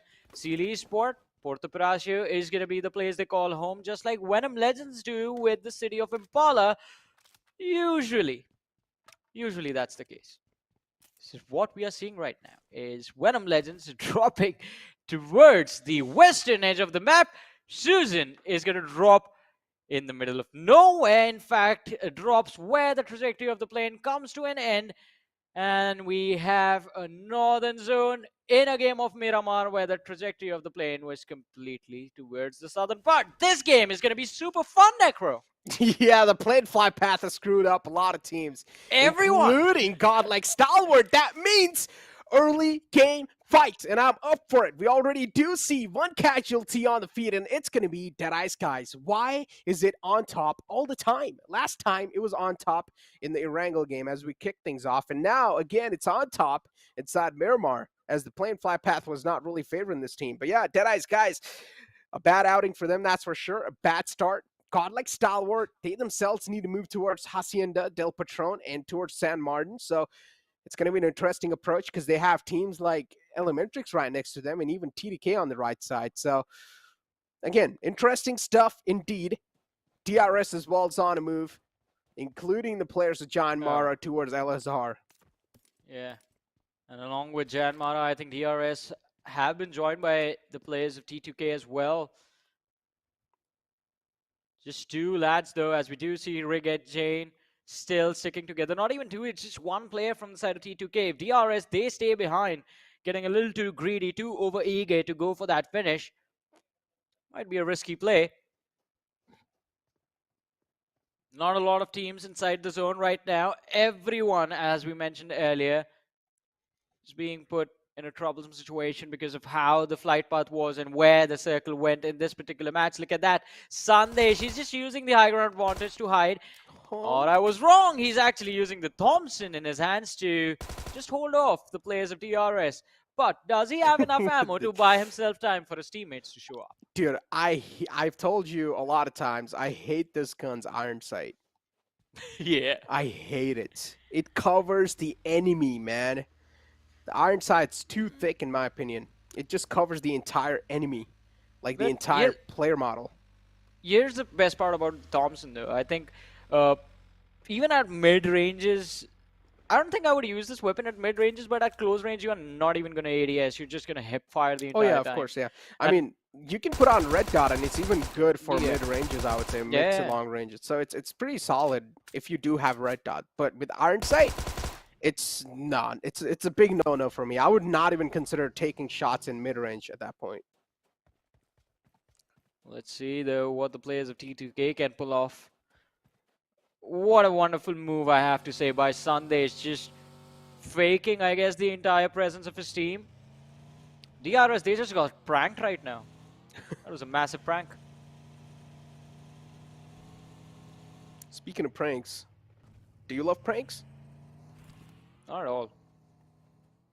I mean, alright, no. I do enjoy them. You do enjoy them? Yeah. Hmm. What about you, though? Oh, I love those prank videos on YouTube, man. Yeah, we all like to watch them, but no one would. I'm pretty sure no one would enjoy being in one of them. to a No, certain dude, point. it'll be so embarrassing. No, Yeah. no. Even to do it, even to pull off a prank like that would be embarrassing to me. I don't know, man. I was thinking to make a video, but it's a whole other story. Let's not talk about it right now. You know, I mean, the early game phases are pretty much the podcast phases, but so far this Miramar has been a pretty good one. We are seeing teams taking a lot of damage early off. One team already got handicapped, which were the team of Deadeye's guys, of course. But later than that, we're not seeing a lot of movement.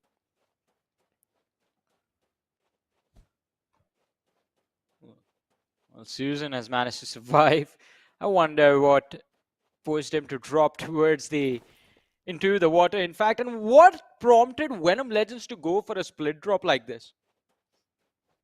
I wish I was a fly on the wall in the boot camp. What? Yeah, so I could hear what they were up to. Interesting. A fly on the wall. How do you know flies can hear? That's my question.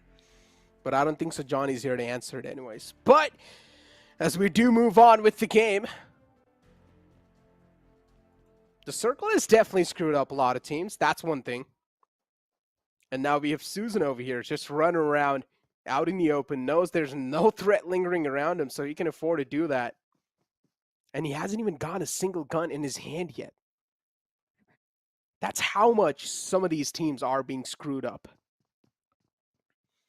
And he is really separated away from the pack too, so I mean, Venom Legends, you guys need to understand, they're all the way on the left side, near Ruins and El Pozo, and Susan is the only man on the right side, completely on the right side of the map. That is not a split, it's a complete unorganized spread. And Venom Legends, I mean, Susan right now, he needs to keep his head stuck down. He needs to stay safe if he wants to stay alive inside the game, because there are a couple of teams around him, actually. And there is GSM in the front. If he does want to stay safe, as I mentioned, the only key here is to camp around and just keep your head stuck down, not engage in any of these fights.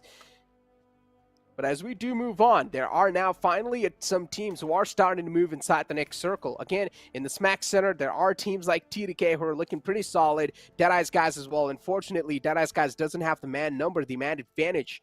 They're only down to a 3-man squad. Now, Kremlin Storm can be a big risk for the players of Deadeye's guys. I'm not sure if they are aware of the fact that they're being approached by the players of Kremlin Storm. But there's a big chance they probably are, because Kremlin Storm, they had a couple of vehicles in their hands. Godlike Stalwart inside San Martin, not looking to move anytime so far.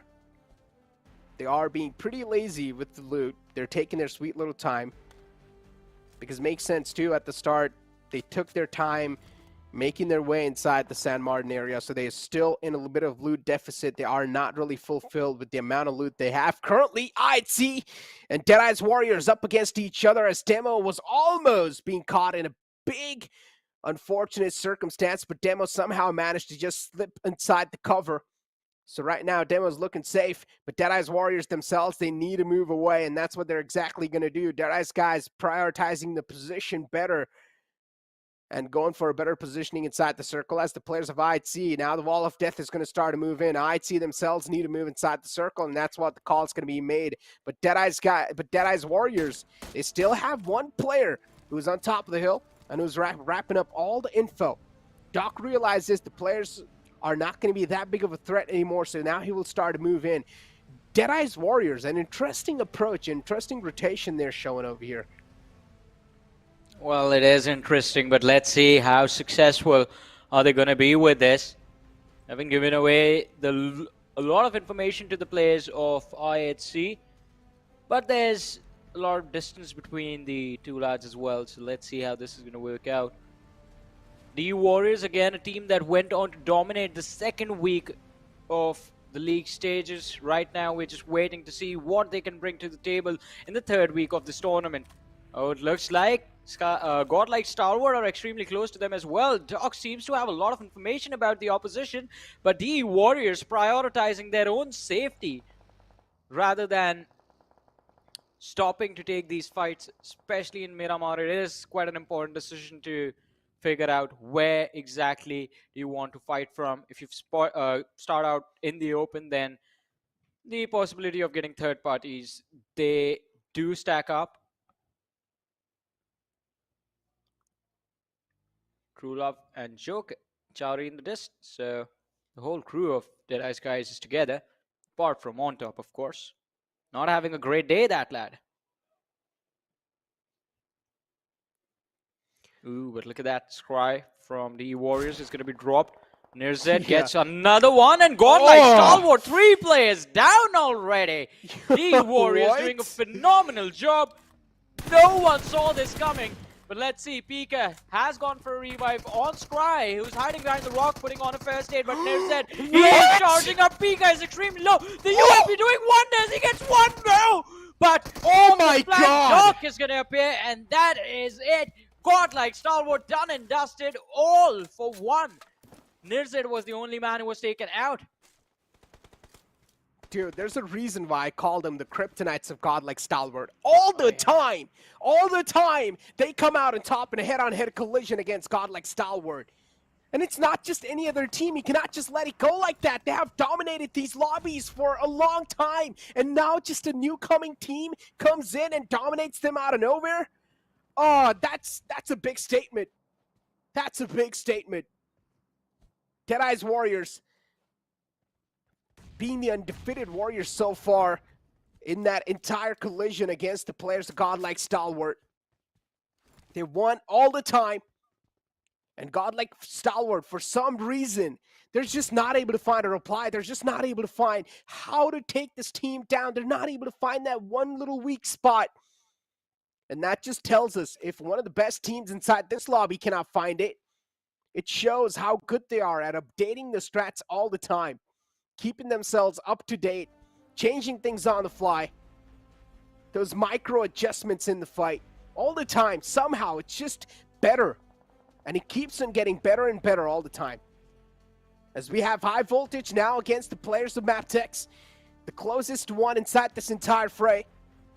There is one player of WIZZES club away, which is Kuwait, but he's not going to be that big of a problem for now. High voltage spots out one player. Now finally Jiggle is breached inside the compound. They've also found the opening, so the players are being taken down. High voltage with all the 4 players looking to charge on these players of MABETEX Esports. And high voltage, they're just doing a great job of engulfing this entire compound. They've surrounded them from all the different sides.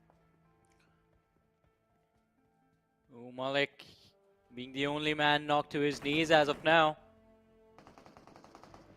Not a lot of trouble for high voltage to deal with, as Jiggle is going to drop one more from the side of MABETEX, Baron and Wally, all that are left standing for the team.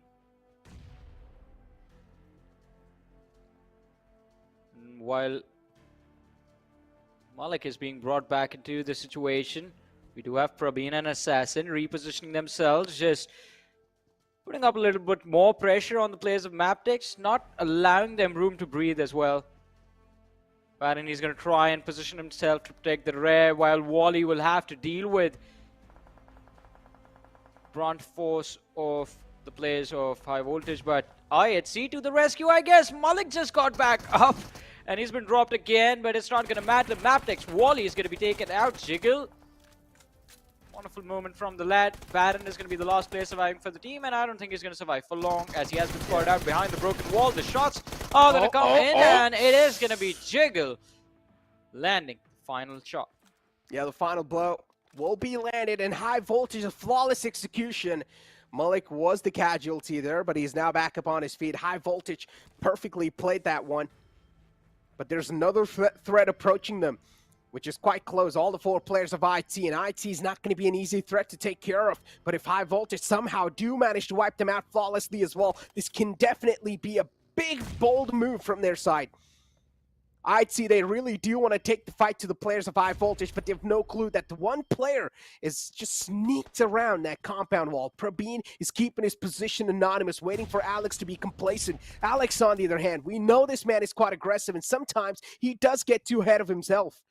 And we've seen those moments happen a lot of times in the past as well. Maybe that's the sort of opening, maybe that's the sort of opportunity the players of High Voltage are exactly waiting for. All the 4 players waiting patiently in a defensive stance, of course, relying on that tactical nature more, taking that slow-paced, methodical approach. Probably all the things I think MABETEX thought they could rely upon. Oh! Oh! That was nasty! Probeen coming in with a 3-pointer of his own is going to drop Alex, and well, one more nade was lobbed towards the players of IHC, but Probeen does not care, charging with a UMP towards Joel. The duel is going to go in the favor of IHC, and there is the knock, but the trades do come in. Assassin following up quite nicely. Again, a big mistake made from the side of Probeen. That could have almost cost his life. Before now, he's alive. Probeen got a little too greedy and tried to take out the man who was down. He wanted to get the confirmation. Another nade flows in, and now another man goes down as well. IT, somehow, they're crawling their way back inside the fight. They're able to claw their way back in. And the opening's being given away by the players of High Voltage, getting a little too over-complacent. We thought High Voltage would never do that, but that's what they've exactly done. They've fallen into the traps of the players of IT, and this is the exact opening the players of IT really needed.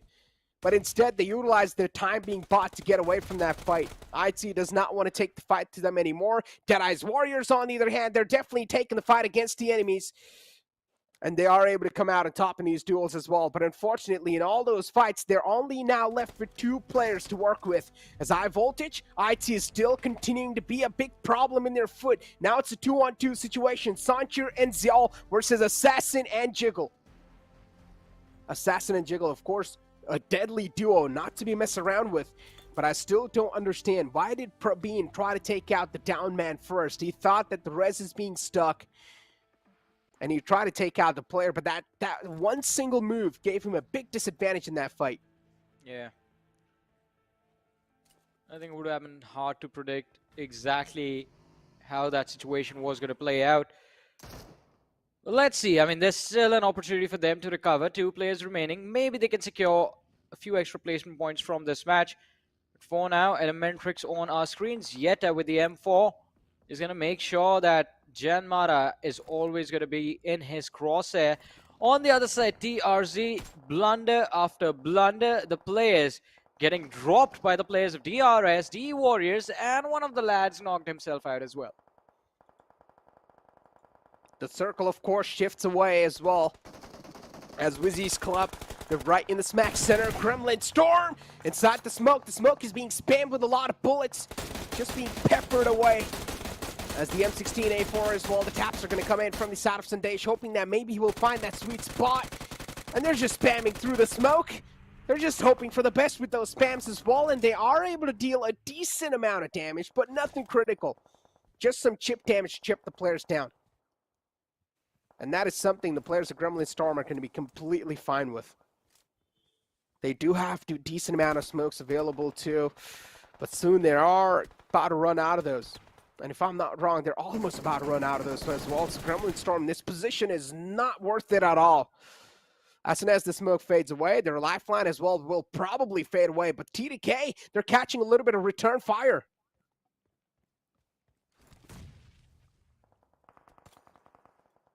Well, let's see though, DRS, they will have a heavy advantage against the opposition. The team right behind them are the lads from the Warriors. The team in front, the players of Elementrix waiting for them. Killer Whitey is going to smoke up on this slope right in front so he can crawl towards the summit of this hill. One more smoke lobbed up on the high ground. Just looking for opening the players of DRS. Kind of a straight up 2v2 situation between Rules and Killer and the rest of the players of DE Warriors. But East is going to be knocked out with a very well-timed nade right there. And the last player remaining is going to get pushed upon Doc. A 1v3 before him. Does have one, in fact, a few smokes that he can play around. The players of DRS down to around 50% HP. Two of them. Rules is the only healthy man still remaining. And Doc, he's going to peek out from behind the smoke. Runs towards the buggy for a little bit of extra cover. But it is too difficult to survive in a situation like this. And there is the finish. And the elimination also being handed to the players of DE Warriors. DRS, they prevail. They indeed do prevail. But the next circle, again, just keeps on centering on up. A little bit, of course, tilted on the left side. Gremlin Storm barely on the edge. T2K with two players not inside the circle. And Gremlin Storm will probably have a clear line of sight as soon as T2K starts to move in. And yes, they do. We do see the shots taken. T2K, they're quite exposed, but T2K, they have no other option left. They will need to try and make this happen. Murado is going to be quite delicate on the Miramar, but he's still booking it straight inside the circle for a better spot. Jane tried to provide the cover fire, and Jane was pretty much the sacrificial lamb who tried to gather all the attention onto himself, and he got taken down doing so, which is completely fine. T2K at this point, they're playing for the positioning, not for the elimination points, not for the man advantage. DRS, Delta as being the casualty. Precious from the side of Elementrix is the only man in the clotheslines of DRS to be taken care of. But DRS, they cannot take the fight to the players of Elementrix just yet. If they do, they will need to go on a high ground. And there's a big chance as soon as you do get on that high ground, you might get shot somewhere around you. So you do not want that third-party situation onto yourself. As you have Gremlin Storm, again, with all the four players, they're somehow able to stay alive. But have you looked at their left lines? It's completely stacked up with the teams. And Seal is on the left. And unfortunately for them, Seal also has a high ground on top of them. So Seal should have a lot of line of sight on the players of Gremlin Storm. Let's see how this is going to play out. As you mentioned, the position of Seal Esports, I think a few moments ago, even on the feed, we did see one of the players from the side of DRS actually being finished off by a nade from Seal Esports, but Zeol's nade towards the players of Dax. Can he convert in? Yes! Who? Just the precision of utility being displayed by the players of IHC, but let's see. Spike, he's going to lob a nade of his own, completely missing the mark. An opportunity presents itself to the players of IHC to go for a push onto Dax. Assault is low. Spike is also not at 100 HP, and Zeol has already found an opening, but utility usage is going to be of the most important in this entire fight. They are trying time and time again just to climb this small slope, but no opportunities right there, resulting in a delay, and also Dax getting a revive in. For now, we're just hearing a lot of gunshots, but no knockouts, no eliminations. But as soon as the time keeps on ticking away, these teams will realize it's getting even more and more intense to try and make it inside the circle. The complete right lines is stacked up with a lot of teams as the circle keeps on shifting hard on the left side over and over again, and the teams on the right are being left with completely screwed up. WIZZES Club, all the four players continue to dominate the edge, and they do realize they have a big position where they can try and edge keep a lot of teams, and this is their time to try and wrap up a lot of elimination points too, and that's what they're exactly doing. Perfectly playing that position to perfection, and also personifying it pretty well, as you have the players of WIZZES Club now. They're getting charged down and pounced on by the players of Seal.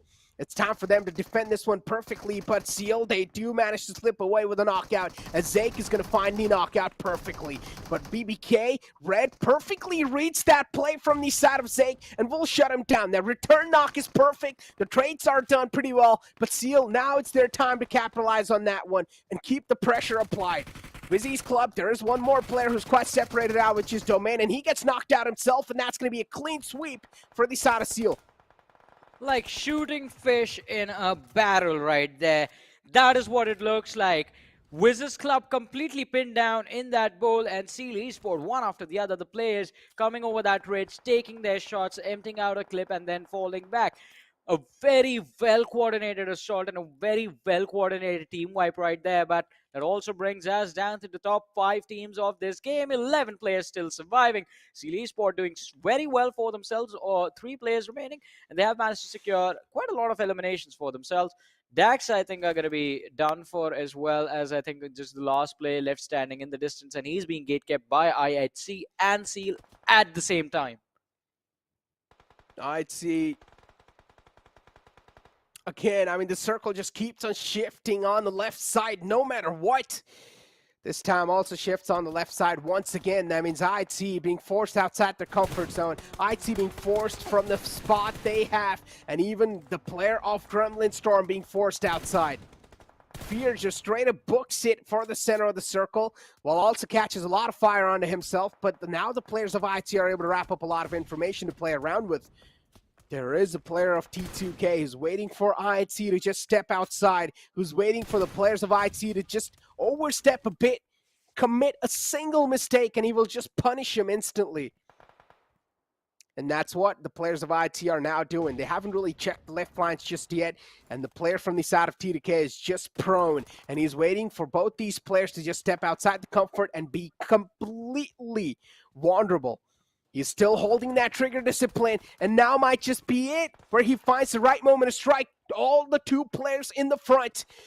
T2K, is Legend gonna strike in now? He doesn't have to line of sight on the second player, but he also doesn't want to move in completely. He wants to take his time, but he cannot at the same time because the Wall of Death will do a lot of damage.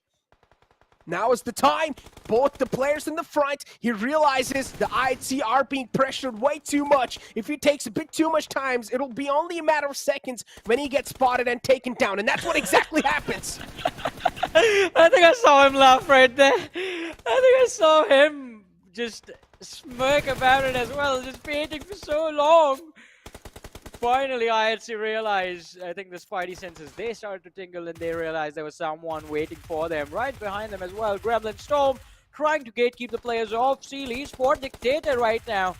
Clip after clip being committed towards that edge of the ridge. Yeah. Gremlin Storm in a phenomenal position to close out this game, even though they sit there with a numbers disadvantage. They have an opportunity as one more player from the side of Seal Esports is going to be dropped out. Oh no! Oh. Casey, what are you doing out in the open? So lucky that the shots did not connect, but finally I think he's going to be dropped to his knees as well. And the last player from the side of Seal Esports runs out in the open. Lucifer, he will have to channel his inner demon if he wants to win, but let's be honest, that's not going to happen. It's 2v1, and there it is, ladies and gentlemen. I mean, an end. All I can say is that those 2 teams tried to fight for the supremacy, in which Gremlin Storm took the cake this time.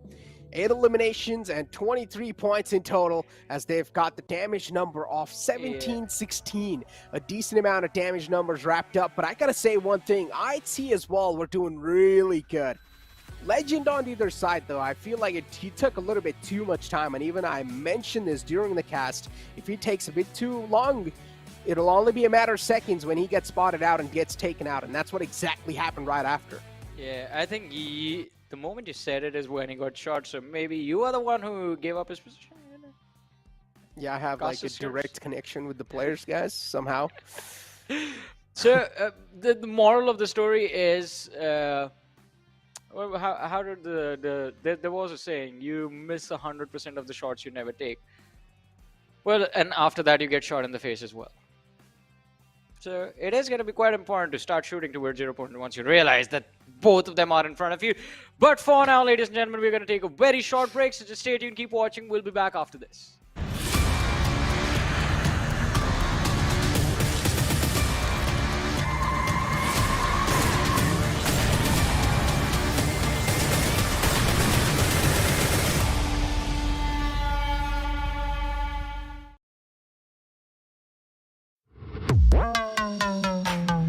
I'm the real, real deal. I'm the real, real deal. Ignition, it's a bang. You know my name. I'll be your everything. I'll be your hot flame.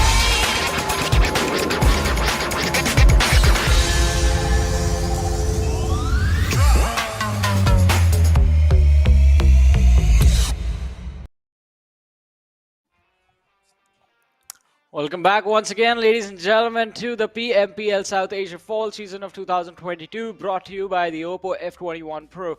This is Super Johnny, joined by Necro alongside with me. 4 games done and dusted. Gremlin Storm finally walking away with the win in the previous match, but that does not really help their overall ranking as of now. They will have to be a little bit more consistent for us to see a significant improvement, although the points that they have earned might just be enough to keep them in the top 16 as far as the overall league rankings are concerned, because that is one place where Gremlin Storm do have a chance of making it to the finals, and hopefully in the finals they will be doing a little bit better. But we do also have the MVP of this particular game, Rowdy, doing pretty well for himself. 5 eliminations secured, 745 damage dished out with a 25-minute survival time. So overall, a very well played matchup from Gremlin Storm.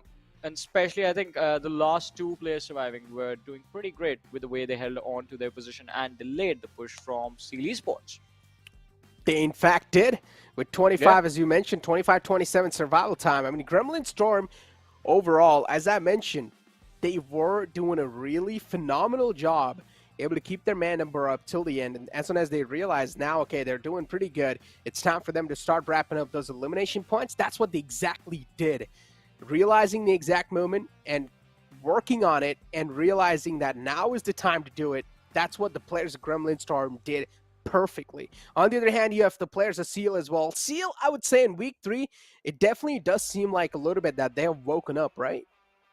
I mean, yeah, sort of. Cause at least in the first day.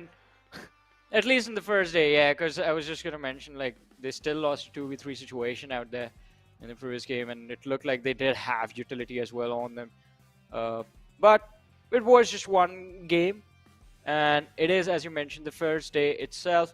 There will be multiple opportunities for the teams. There are 4 more days remaining and 1 match more remaining for today, so today is still not done. But looking at the match summary, we do have Rowdy finishing first in terms of the highest damage and also the highest elimination. DRS Killer YT having a pretty phenomenal day today, I have to say. 3 eliminations in this game as well. Previous 2 games, he was looking very, very good. DRS, although they did miss out on their hat trick for the day, they still had a pretty decent run in this particular match as well. So I think it's going to be quite difficult to take them off the leaderboard this week around. Looking quite solid as well. Look at that, 7 points from this game. But the winners of the match are going to be the players from Gremlin Storm. 23 points secured. Skylightz Esports walking away 20 points. Due to those 8 eliminations that they had. Then there is IHC with 14 and WIZZES Club doing quite well as well with 11 points to their name. I mean, WIZZES Club, yeah, even WIZZES Club, yeah, this is another team we need to really focus on, right, Johnny? Because WIZZES Club is another one of those teams, once they have the circle gracing them in those final moments, they do a pretty good job of capitalizing on that. And WIZZES Club did exactly so. WIZZES Club, Elementrix, and Gremlin Storm, these teams do really good when they find themselves in the circle and when they find themselves in the righteous opportunity. But again, it's kind of playing the game on the easy mode though. The other teams who need to breach inside the circle, on the other hand, who need to fight their way in, which were the players of IHC, who were battling their way constantly. As soon as they got out of one battle, they got it stuck into another one, and it just kept on going back and forth all the time. And IHC, it seemed like they were playing the game in super hard mode. I mean, but still, we already did talk about this earlier in the day. Why would you want to make things more difficult for yourself when there is an easier way out? How? I mean, Gremlin Storm played it quite perfectly. Prioritize the zone, protect yourself, stay alive till the end. but do you think IHC is gonna play like that though? Yeah, I mean that's the thing. Why do you want to make things more difficult for yourself? Dude, IHC literally. Play with one hand then. I mean, the thing is that IHC is so aggressive that I understand why they play like that, because I'm an aggressive player myself. So I feel like our mentalities kind of sync up. The mechanics don't though. The mechanics don't. The mechanics don't. That Yeah, is the they only are thing better that than is us. separating me. Of course, of course. Yeah, they're that's better. the only thing stopping you from being a member of IHC, right? Sure, man. But we do have the overall rankings, and DRS, as we have talked about them, a very wonderful day for them. 56 points, still sitting on the first position. But two teams that are done with their matches of the day are DE Warriors and WIZZES Club, so there's going to be a drop. We did see Gremlin Storm take a massive jump on the overall rankings. 9 positions gained with a single match. So hopefully we see them finish in the top 5. It is going to be very important for Gremlin Storm to make it into the top 5 if they want to protect themselves from elimination as far as the overall leaderboard is considered, because I'm just waiting for the league standings at this point. Godlike Stalwart, 23 points on the 11th position. Elementrix on the 13th. Dax, I'm pretty sure Dax are going to bounce up as well. They somehow do manage to get those placement points consistently every single game. But going into the last game of the day, the last map played on Erangel, Group A is not going to be playing. So, Necro, what is your prediction going to be for this one? I mean, Group A consists of some pretty solid team, and I mean, to start it off, of course, DE Warriors, Venom Legends, WIZZES Club, and even T2K. Now, WIZZES Club, honestly, I would say it seemed like they were finally catching a little bit of pace inside this tournament, right? I mean, inside at least the day one, as they did finish the previous game quite well. Maybe the momentum could have carried on forward, but these groups, man, they always put a full stop to that momentum, and that's what exactly is going to happen right now as well. WIZZES Club are going to be thrown outside for the last game. They are going to be given a little bit of time off. They can sit back, relax, chill, have their coffees, have their popcorns, drink some water, actually. This is my suggestion for the chat as well. Sit back and relax, ladies and gentlemen, because the last game is going to be action-packed as well.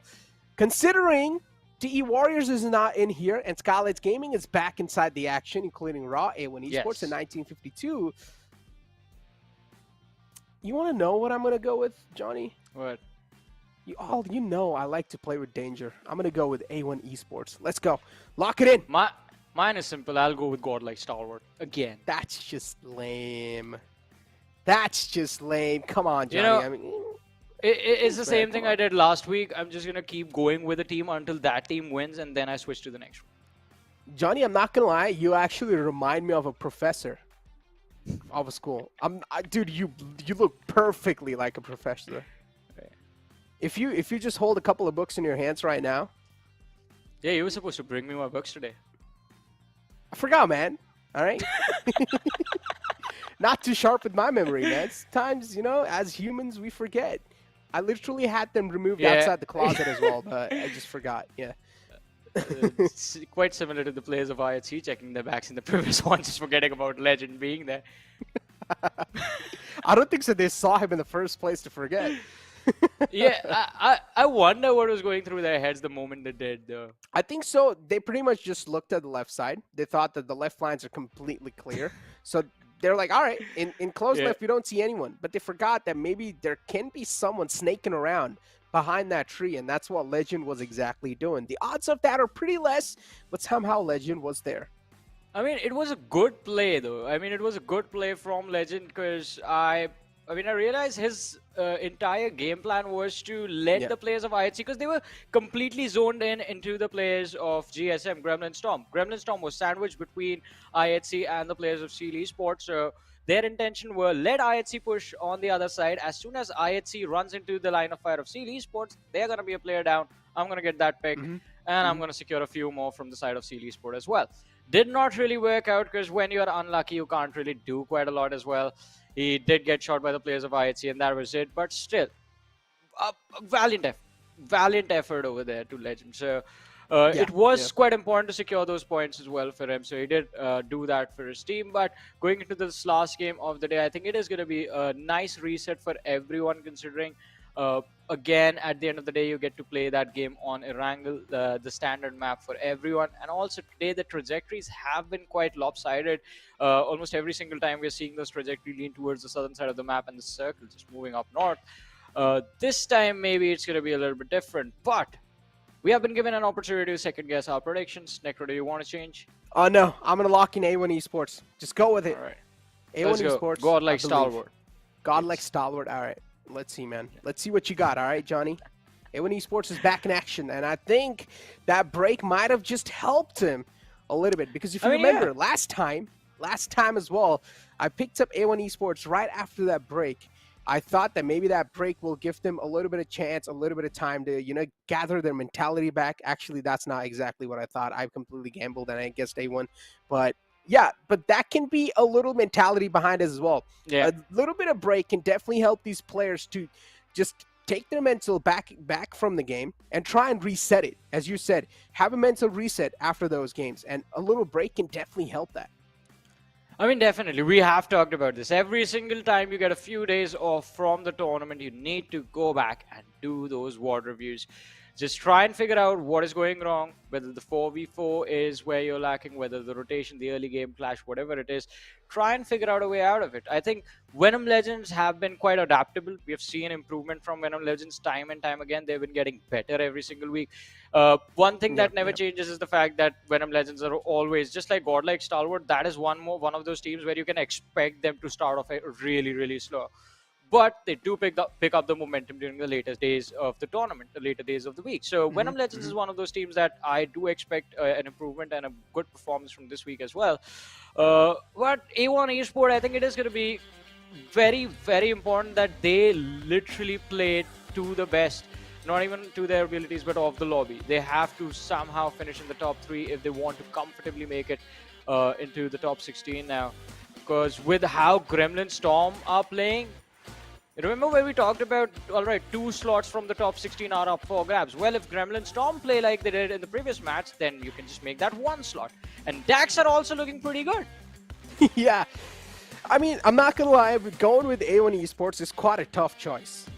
I'm not saying that this team, of course, is not that good of a team. No, these are not my wordings. When I say it's quite a tough choice. Yeah. What I'm saying, considering their run today with how they've been playing, picking them up is definitely quite tough. But as I said, I'm hoping that break has helped them enough to get their mental back in the game again. It has helped them reset it pretty well. And I want to see a fresh start once again inside this final game. If you do end things on a great note, there's a big chance tomorrow you'll kick things off on a great note. Well, let's see though. Ooh. Early Pistol. collision, Seal Esport against Skylightz Gaming. Let's see how this is going to go. Imagine if in a game, Seal and Skylightz Gaming both are playing. Alrighty.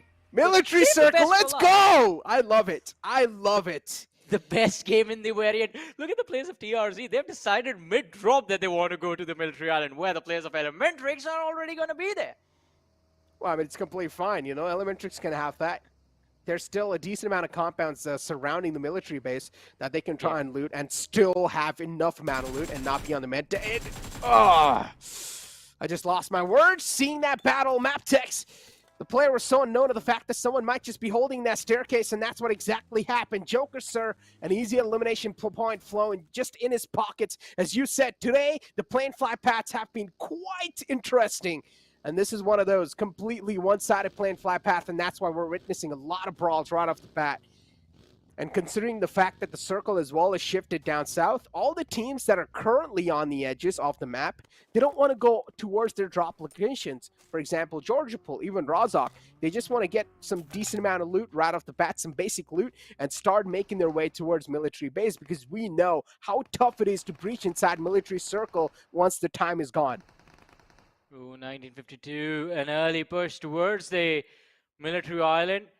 And with the way they are moving, I think they read this perfectly as well, because every single time a circle like this is going to be there, you're going to see Godlike Stalwart just instantly go towards the bridge area and just try and camp that position, just see if anyone is going to approach the bridge willy-nilly and get a few extra pickups. But at this point, I think these teams have been playing each other for 3 weeks. Everyone knows what Godlike Stalwart is going to do, so everyone is going to be prepared for it. We've seen DRS just force fight against Godlike Stalwart in the similar spot again and again. I think they're going to try and back off now as well, realizing that even the opposition is aware of their moves. Speak of the opposition being aware of the moves, I mean, TRZ right now in the outskirts of the military base, and I'm pretty sure they don't even have a single gun in their hands. They are making their way towards those small compounds, but at this point, it's too late. A lot of teams are already inside military base, and a team like TRZ in 1952, they're not going to have their hands on a lot of loot around it.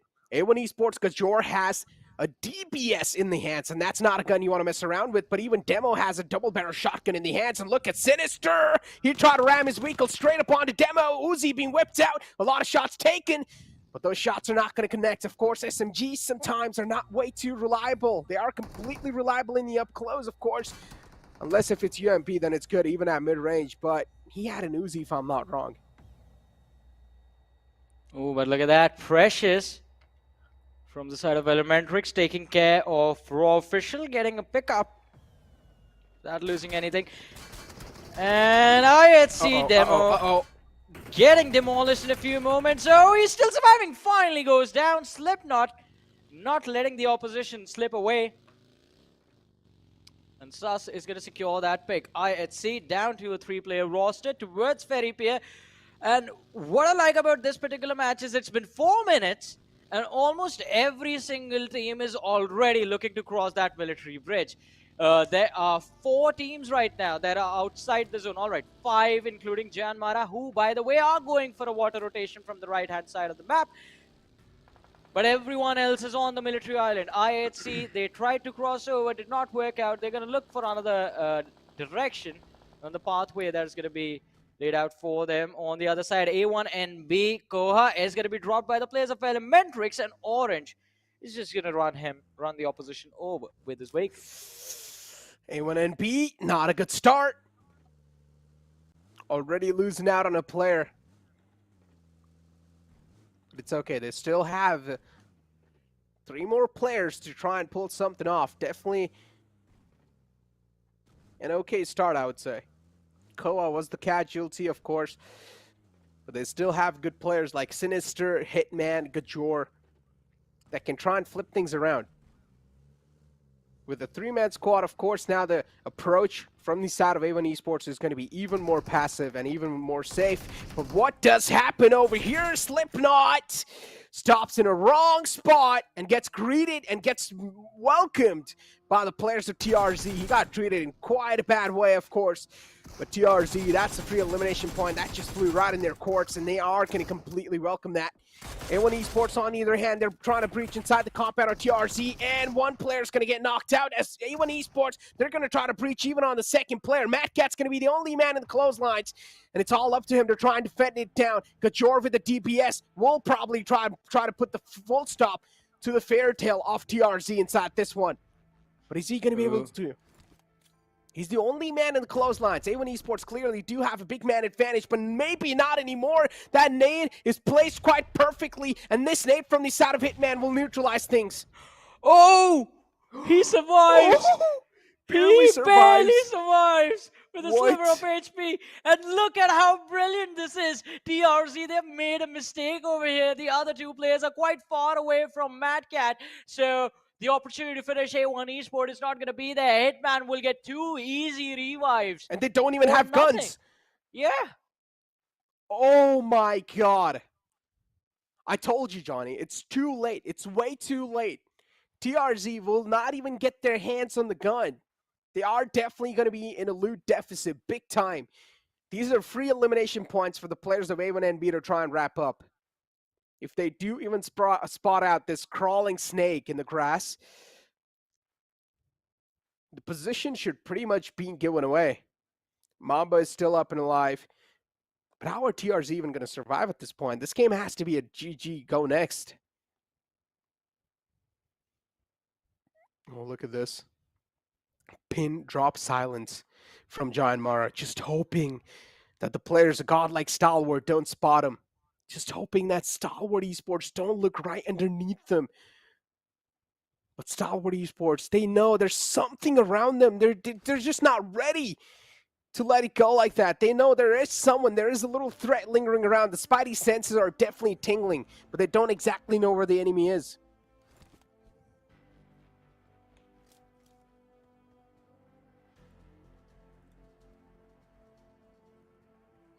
Basically, Predator simulation at this point. Godlike Stalwart are just trying to see where the players of Janmara went. Oh, that has to be unlucky. That has to be extremely unlucky for the players of DRS. From the distance, the boat getting blown up. 3 players are out. Look at that. Now they're raising each other inside the water. Where are they gonna go? It's funny. Oh boy, and even the observers just showing them, oh, it's assault on the wounds, man. Oh, you know what this reminds me of? What? Titanic. I haven't seen Titanic. Alright, they swim away, all of them. Oh, the music you're saying, the meme music, the meme music. Oh, okay. What do you mean a meme music? It was a blockbuster movie. Dude, I haven't seen Titanic, man. I know a lot of people are gonna be, are you for real? You didn't see Titanic? Oh boy. Yeah, guys, I didn't, man. I'm too big of a nerd, man. I can't. I didn't see it, guys. I'm sorry. I know I've let a lot of people down right now, but I haven't seen Titanic. Yeah. Not just that, I haven't even seen Harry Potter, but that's a story for another time. This time, a lot of teams who are trying to get the water rotation down, they're being punished. Another one of those is going to be the players of godlike Stalwart as the complete boat gets blown up. Both those players are knocked out now. Necro, I have a question. What was godlike Stalwart doing there in the first place, though? Weren't they right above the players of Janmara? A massive blunder coming in from STE. Yeah, something's happened to the game now. This game is insane.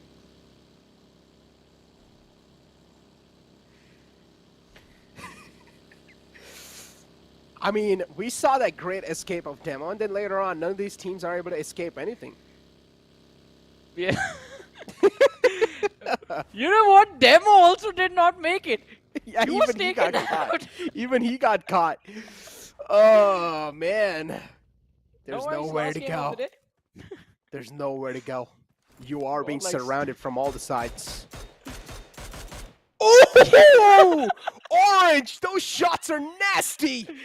Those shots connect, and Gremlin Storm lose out on a player. But not completely. Still the player's down. He should be receiving a helping hand soon.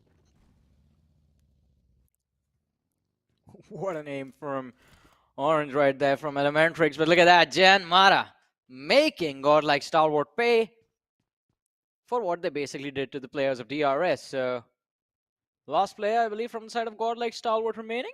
And it's not going to be an easy game for them. But Elementrix now, with Orange just relaying the information to Precious that there are 4 lads right on top of you. Precious is now going to try and hold his ground. Wait for the other players to drop down, and then maybe along with his teammates, he can get a few extra points. But look at that. All right, godlike Stalwart, they have 2 players surviving. Pika and Scry, but since the decision was made to drop down from this cliff, I think the rest of the game is just going to be a very painful match for them. Look at where the zone is going to move, and it is going to go towards nowhere. Boy! The circle shifts completely down south. Now, teams like Deadeye Skies will need to be really quick on their feet. Even Seal, they're just going to straight up start a book inside the circle. I told you, man, once the time is gone, it's really tough to breach inside the military base or military island. It's just so difficult. Because now you're going to be educated by a lot of teams. Gremlin Storm over here, he doesn't even have a helmet available. Dictator's helmet got picked off with those mini shots. Things are looking quite grim for a lot of teams, especially teams like Deadeye's guys and Seal, who are going to be quite late to make it on the island. And soon enough, these teams are going to fight amongst each other as well, where this fight sure to gather a lot of attention around him. MABETEX Esports and DAX, where the players of MABETEX have found the opening. Apex has found one, instantly shuts him down. ParaGD is the only man in the clotheslines, but ParaGD has no intentions of taking the fight to them.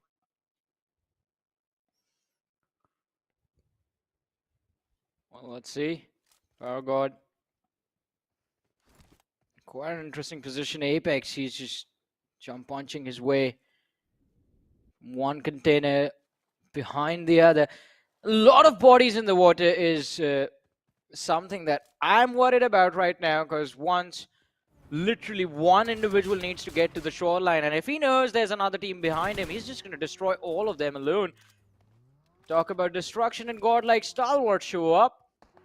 A1 Esport avoiding the collision quite nicely. In fact, Sinister getting a lot of information from that play. Now Pika should be extremely careful, as he does manage to get close to the ridge.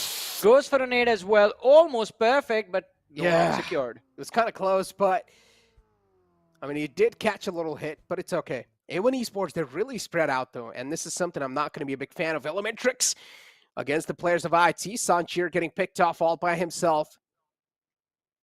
A man who was quite lonely around the rocks. He got picked off this time, and now IHC, they're looking for revenge. As Elementrix, they're going to lose out on orange, and instant confirmation will flow it up as well. A1 Esports, the separation might just play against him, but if this is played perfectly, if the information is being carried over perfectly, then things can definitely be quite different. As I mentioned, it can be a good thing or a bad thing.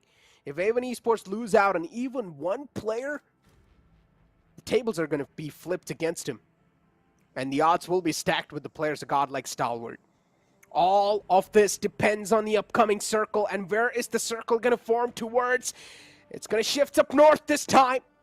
Not a lot of teams are in the circle. A lot of teams, though, in the outskirts. Gremlin Storm, having taken control of the observatory, have a wonderful opportunity to clear their backlines, pick off Elementrix, IHC, Skylightz Gaming coming in from the distance. But I feel Janmar are for now have the most wonderful position inside of this match. But look at this. Paragod hiding inside the container. Ooh, just feeling paranoid, I guess, at this moment, as he did hear the footsteps of the lads from MABETEX around him. Just waiting for his opportunity to peek and try and take them out, but he has to be extremely careful. Does not have his teammates around him, so it's not going to be an easy job for him to finish off these three players alone. Apex runs the other way, manages to avoid getting shot at just by blind luck. Had he stepped in front of that container, he would have been taken out instantly, but MABETEX, I think, now have decided to not allow Seal Esport onto the land. Just finish them off while it's a much easier job for them to shoot at Seal Esport while they are in water. Shots are taken, and a decent amount of them connect to. The bullets of pain are definitely shredding them apart, but they're not finding their mark perfectly. The M4 definitely seems quite unstable, but Leo manages to find that knock this time. As Turulov, he peeks out even for a bit, and those shots are just going to cut off his head right away. Leo, the precision is definitely quite nice. But I don't think so he's going to be able to find the second one, because now they do realize the warning's being given away. If you peek out once more, your head will be cut off once again.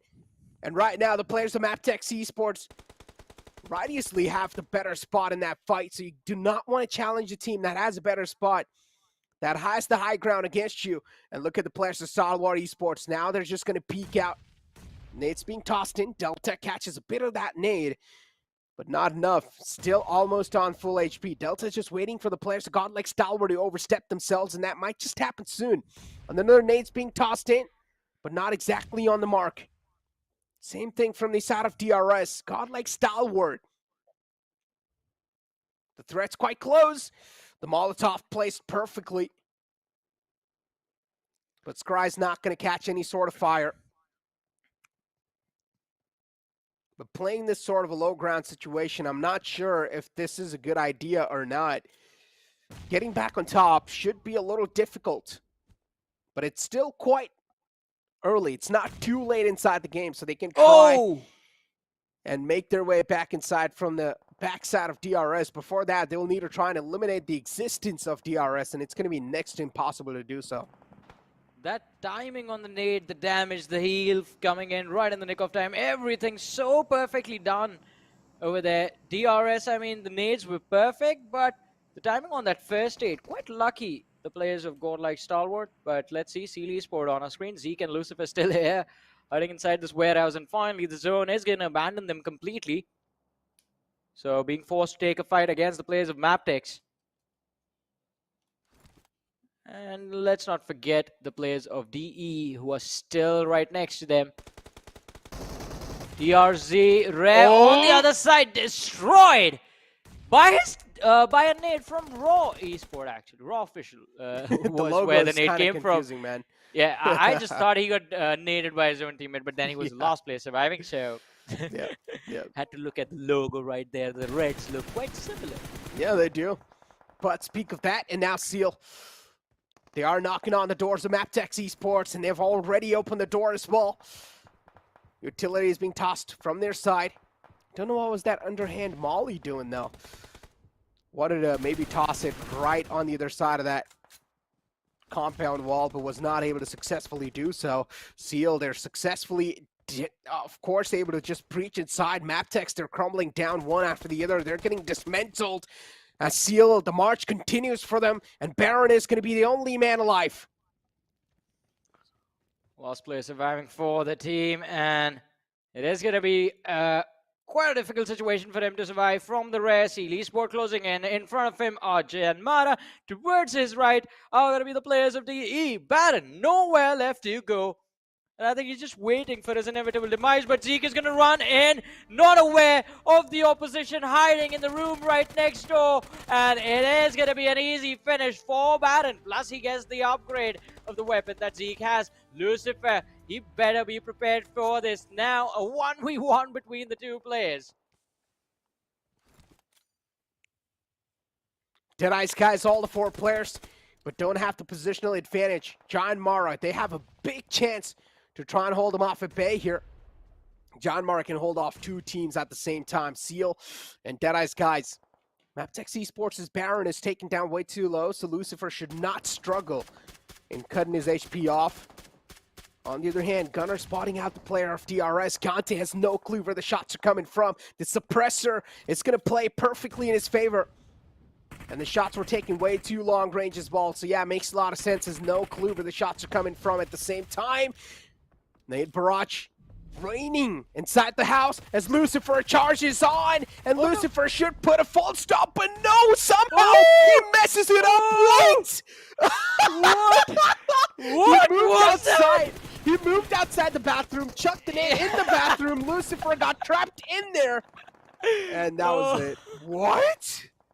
They exchanged the positions. Is this a professional match, or am I watching like the most hilarious moments of PUBG Mobile? Maybe. There can't be so many insane moments in one game, Necro. It's just one game. We saw DRS getting destroyed in a boat. Godlike Stalwart go to the same boat, they get destroyed. And now this in the same match. But on the other side of things, ladies and gentlemen, Jan Mara, go ahead and show Deadeye's guys the exit from this game. So we're down to the top 8 teams, 19 players still alive. Still a lot of people alive, though, as the circle, of course, is shifted out in the open. But that was one of the most weirdest moments, one of the most weirdest encounters I've witnessed, and my brain is still not able to wrap around that. Yeah, I'm just going to laugh every single time I think about it. Because as you said, he ran out of the room, lobbed the nade right behind him, and the enemy was loose. The enemy who charged in, he got trapped in that room and was not able to move out in time. What was he shooting at? There was no one there. Okay, let's focus on the game. Let's focus on the game. All right, Elementrix. Oh, they're being greeted by the players of Gremlin Storm. Rowdy playing a dirty play here. He's taken down way too low himself. Oh, he blows the Weakle up. That's a smart choice. Rowdy, he realized the HP is not favoring him, stays behind the tree, and blows the Weakle up. Oh, some 200 IQ play right there from the side of Rowdy. Played that perfectly. The decision making, saving his life, and keeping the banner of Gremlin Storm alive for a little bit more inside the game. A1 Esports, on the other hand, though, the players in the open, all by himself. A Sinister is being knocked out, and he's also catching a lot of bullets onto himself. Assassin now from the side of High Voltage is going to be the only man up and alive. At this point in time, the teams of solo players alive, it's going to be so tough for them to try and out-survive the other teams. And A1 Esports will be taken down. The exact same thing happens with the players of Gremlin Storm. These solo players are not able to stay alive because this circle is way too out in the open. Oh, this is going to be between 1952 and the players of Janmara. High Voltage, Malik is going to be the last player standing, but it looks like Janmara, they have tasted blood and they want to hunt these lads down. So it will be a final 3v3 situation between 1952 and Janmara. And unless these two teams fight amongst themselves already, then High Voltage is going to make a comeback in this game.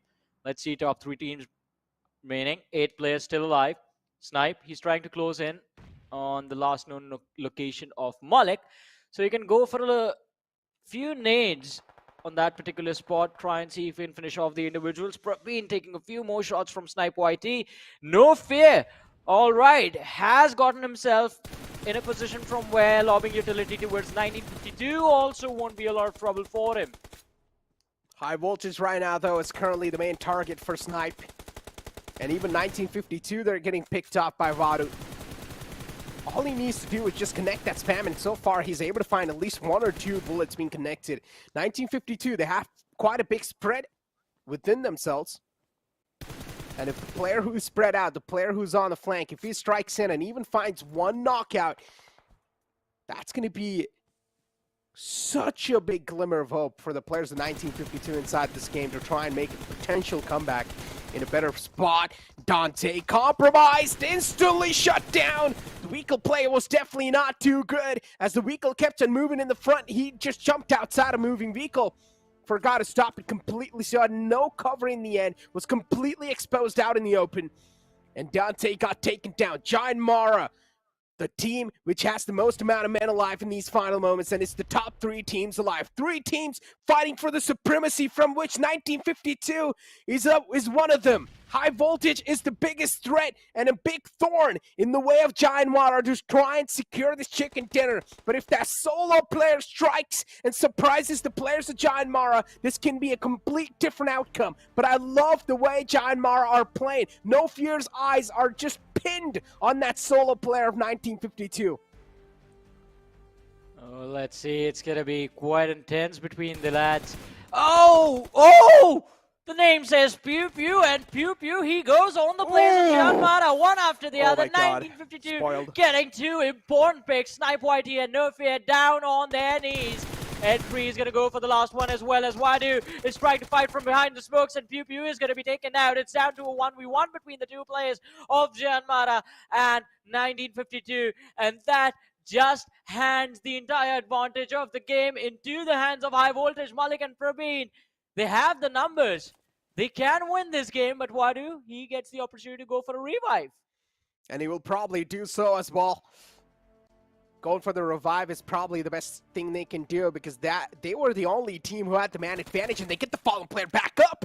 Johnny, the man advantage is back inside the game. Giant Mara, the stars are aligned once again, and it's their time to put on a stellar performance. High Voltage, though, with the amount of time that is being bought, they have spread themselves quite perfectly. It's 1v2, v3 situation. Janmara bringing themselves back from what seemed like a guaranteed exit on the 3rd position, but no. Yeah. The players quite resilient, still managing to survive. It's gonna be up to Malik. He has to lob a perfect nade to drop Snipe and Wadu at the same time. Start shooting, and finally he does, but Wadu coming in with a nice trade, swinging the advantage again towards the favor of Janmara, not losing Snipe in that particular scenario as well. Still a 2v1v1 situation with Snipe on his knees. Prabeen, what can he do in a situation like this? Does not have that much HP on him as well. Entry is waiting for one of the players from the side of Janmara to get eliminated for sure before he does anything. I think so 1952 is going to win this. I think so 1952 should have this one in the pocket. Even though they have the man disadvantage. Yeah. Entry currently is inside the circle. Yeah. Including Prabeen. The possibility is going to be there. All depends on whether Janmara end up trading their teammate out against the players of High Voltage or not. And well, there goes 1952. Janmara walking away with the win in this particular match. And what a win as well. They have a lot of eliminations from this game, by the way. 16 eliminations, 31 points, and absolute domination from Janmara. And by the way, this is the team I've been waiting for since week 1. Exactly. This is the team we all wanted to see, actually. And they found themselves in the top 14 too, Johnny, of the overall rankings, of the overall league standings, ladies and gentlemen, is what I'm talking about. So, of course, a fantastic outing from the side of Janmara Esports with 16 eliminations and 31 total points. As you mentioned, that's an absolute domination in that Southern Circle. I mean, it was a nice domination. Just the fact... earlier on in the game, I felt it was going to be quite difficult for them considering they also made a water rotation, and we all saw what happened to the 3 different teams that tried to go for the water rotation from the right-hand side of the map. DRS got destroyed, God like Stalwart, God knows what they went to do on the same boat that DRS blew up, and they got absolutely destroyed. Steel Esports were denied entry towards Nova Repnoi. Janmara, I think they have done this so much. Every single time we see a military zone, they always like to rotate in from the water, but they have figured out how to avoid every single team on the map. And they played this game so beautifully this time, getting early control of the zone, managing to keep their numbers protected. At one point, we thought they were out of the game as well, losing out on 2 players, just the last man left standing, and still they came back. So an impressive win. But it's time for us to head to a short break. You guys stay tuned, keep watching, because coming right after are going to be the numbers. That means the overall rankings.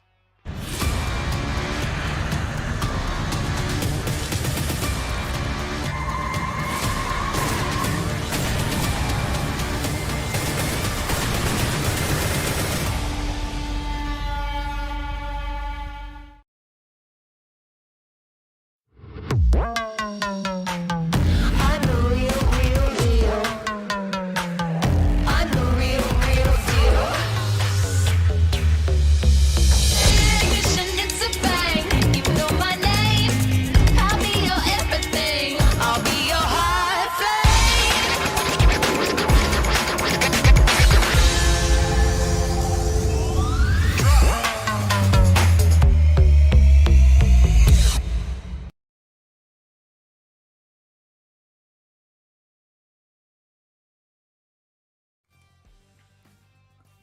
Welcome back once again, ladies and gentlemen, to the PMPL South Asia Fall Season of 2022, brought to you by the Oppo F21 Pro. This is Super Johnny, John Manecro alongside with me. And week 3, well, it was off to an interesting start. Majority of the games we saw very, very rare flight paths throughout the day. Every single match, the flight path leading towards the southern side of the map. And in the last one is where all hell broke loose. So it was quite an insane game, but we do also have the MVP of the game just going absolutely insane inside of the match. Vadu from Janmara securing 7 eliminations and dishing out 1,051 damage in the game. Yeah, big numbers racked up from this man with 4 knockouts and 2750 survival time, 3 headshots, and of course, as you mentioned, 1,051 damage dealt. Janmara, with the way they played that previous game, I would say it was perfection personified. And the reason why I'm saying this is because if you saw their micro adjustments in the rotation, those micro rotations that you saw, the way they were able to position themselves all the time in a better spot and to try and find themselves in a better spot than the enemy teams, somehow they were managing to pull that off no matter what scenario you put them in. In the final moments, I thought that maybe the players who are inside the circle, they can probably have a big advantage, but that was not the case. Janmara took their time to gather a lot of info in the final top 3 moments, and then that's what they capitalized on. Also making a mature option to go for the res on the fallen player first, and then try and go for the elimination points.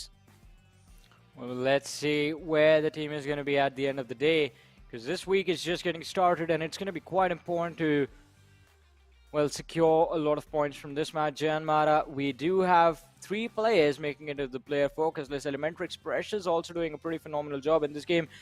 Raw, I think what Raw did in this particular match was just secure a lot of extra points just from gatekeeping. They were doing so phenomenal with that, as we did see them pick off a lot of different teams, a lot of individuals, not really securing squad wipes, but getting those individual pickups and getting their numbers up. Sus is going to be there with 4 eliminations, 835 damage dish out, and 18 minutes of survival time. But from here on out, we move forward and have a look at the match summary, ladies and gentlemen. And it is going to be, again, a Janmara-dominated match. Of course, Janmara, I mean, once they do win, they win in a big style, and that's what they've exactly proven over here. Of course, YG had the most amount of elimination points, but then you have No Fear with the most assists, and then you have Nima coming in with the highest healing done from the side of Skylightz Gaming. Yeah.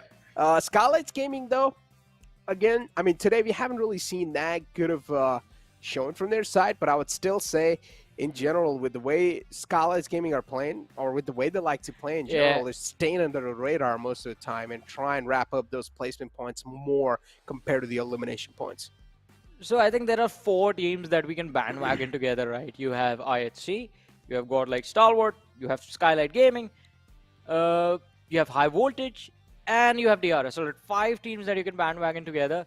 And whenever these teams underperform, you can be sure that there's going to be a comeback. I mean, it's very, very difficult to keep them down. So right now, all the names that I took, you see them in the bottom 4, right? There's Skylightz Gaming on 12th, IHC 13th, Stalwart on 14th, DRS on 15th. But tomorrow is a new day, and they are definitely going to show up quite nicely, especially DRS and Skylightz Gaming. I think they have a lot to fight about. Considering how close they are to getting those bonus points and getting a massive advantage for the finals. But that's another story. For now, Janmara walking away with, I believe, the most impressive win of the day, because 31 points secured already. I think before this we had the 17 eliminations from the side of DRS. So DRS and Janmara just showing up big in the matches today. DRS also securing those back-to-back chicken dinners. So this week is looking very good for these 2 particular teams. But the fight for the top involves a lot more. It does. Involves a lot more. And Yeah. the bigger thing is going to be consistency. But again, speak of that, and then you have Janmara just holding this house perfectly. In the end, again, this moment from the side of Rowdy really did impress me, though. He didn't take the fight head on, even though realized that he himself is low and even the enemy is low. That means the chance of him winning that duel is going to be 50-50. Instead, he just blows the vehicle up. So you were more impressed by Rowdy or more impressed by what Baron did in this game? That's a tough choice, man. I don't want to pick any sides there, all right? You're putting me in a tough choice there, all right, dude? But yeah, let's focus on the numbers here off the damage graph, Johnny. 16 elimination points and 2814 damage number dealt. And then you have 1952 with 2 elimination points and 779 damage dealt from the side of 1952. The second number team has such less damage. But Janmara, they're leading miles ahead when it comes to their damage stats. I was just going to say, was this Janmara the one with the weapons, or did everyone else stand a fighting chance? Because it seemed like Janmara just went berserk in this game. And look at that, sitting on the first position at the end of the day. I don't think there's going to be a better feeling than this. Janmara, 65 points secured, 4 matches, 1 chicken dinner, looking very solid with those 32 eliminations as well. Closely being followed by none other than DRS. And I think this has to be the first week, Necro, that we are not seeing, not a single Mongolian team in the top 6. This is interesting. You're not really used to seeing this, right? I mean, Yeah. feels kind of weird in my eyes. All right. Also, there's all the chicken dinners in the top 4. Also, we don't get to see that often.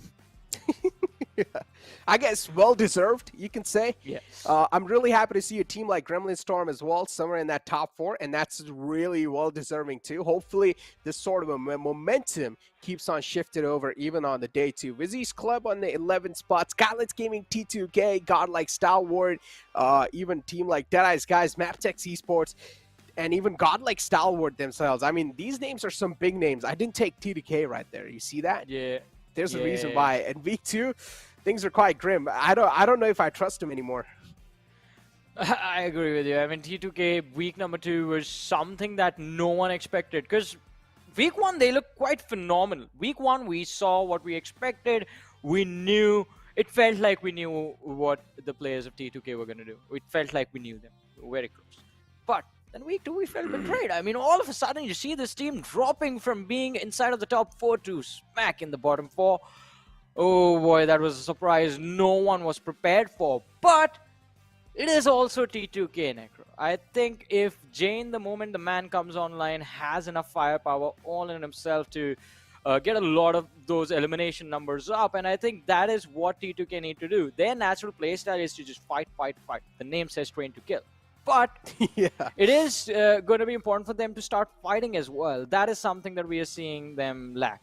Moving on to the actual league rankings, ladies and gentlemen, Godlike Stalwart 473, and finally DRS are closing in 467. So the dip in performance that was there from Godlike Stalwart in the second week of the tournament, they are finally starting to feel the impact. I mean, speak of feeling the impact. I mean, ladies and gentlemen, these are the overall league standings, by the way. So, again, Godlike Stalwart, as you mentioned, they have started to definitely feel that sort of an impact, because as you do take a look at the total points of the first place and the second place, today DRS has had a banger of a day. Yeah. They've got 2 chicken dinners, if I'm not wrong, and that's going to help them so much in the overall league standings that now even Godlike Stalwart, they will need to start worrying about the team that is closing up in the back. T2K, on the other hand, they're on a big downhill curve. As you see, they've lost out on positions, Johnny. And losing out on your position in the overall league standings, even if it's by 1, that's big.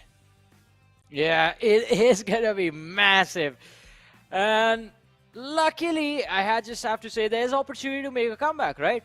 The difference is not that big. You played 4 matches today. That means 16 games still remaining. Plus, if you break into the top 12 for this week's particular ranking, then you get the opportunity to play the Livic game as well, which means extra points, another opportunity for you to make it to the top 16.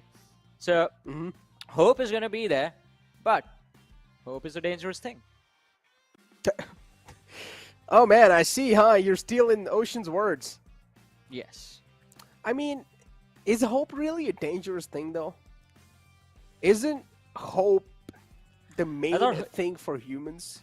Yeah. Hope. Don't humans just rely on hope most of the time? So the moral of the story is just be realistic about expectations. I guess, yeah. Yeah. That is true, yeah. But it's tough to do that. That's for sure.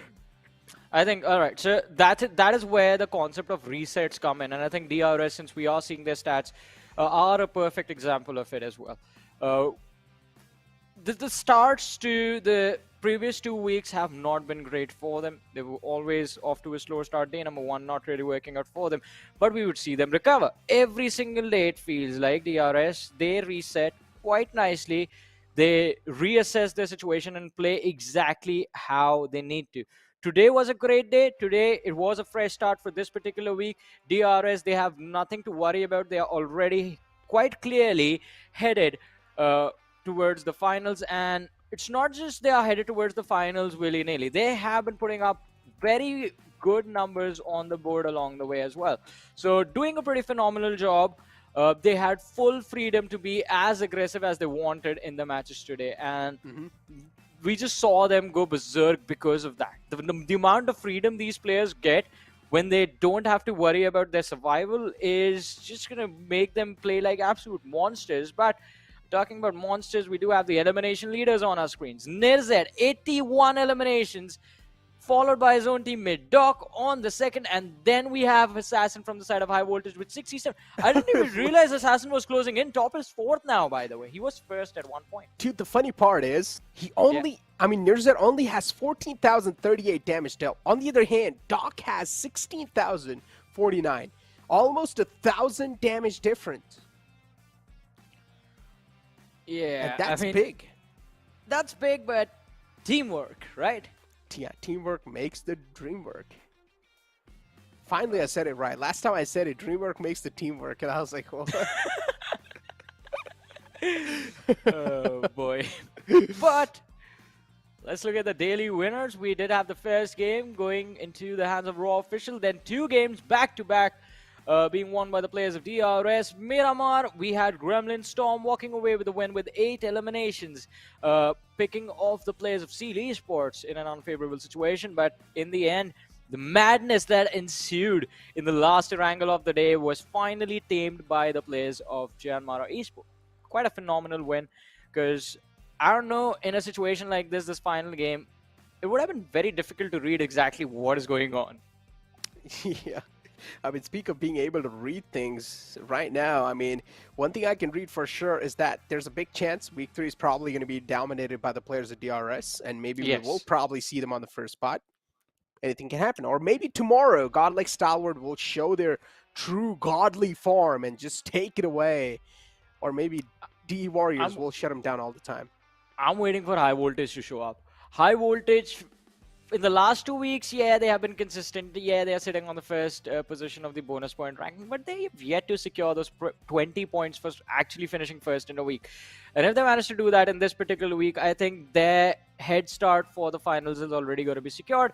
Then they can pretty much just try and make their competition drop. Just pick off Godlike Stalwart early in a few other games. Just pick off, go after DRS and Skylightz Gaming. Get rid of the competition before the finals even begin. And I think High Voltage are in a perfect position to do that. I would say, yeah, they are definitely, and mental as well is going to be looking pretty good. For them to try and execute that type of stuff shouldn't be quite impossible, honestly. Should definitely be possible, considering their 5 power is looking pretty phenomenal. Even the tactical approach inside the game has been looking pretty up to the mark. So it is definitely not possible. It is doable. It's up to them if they want to do it or not, though. You said it's not possible, it's doable. I mean, it is going to be doable and possible at the same time. I mean, my bad. You said one thing I want right to and say then you it's missed not it. impossible. That's what I wanted to say. It's the dreamwork, teamwork situation again. But, Yeah, man, ladies and sometimes gentlemen, the brain, dude. we're going to have to call it a night to fix this man up. But you guys take care. We'll be back again tomorrow. Until then, good night. See you next time.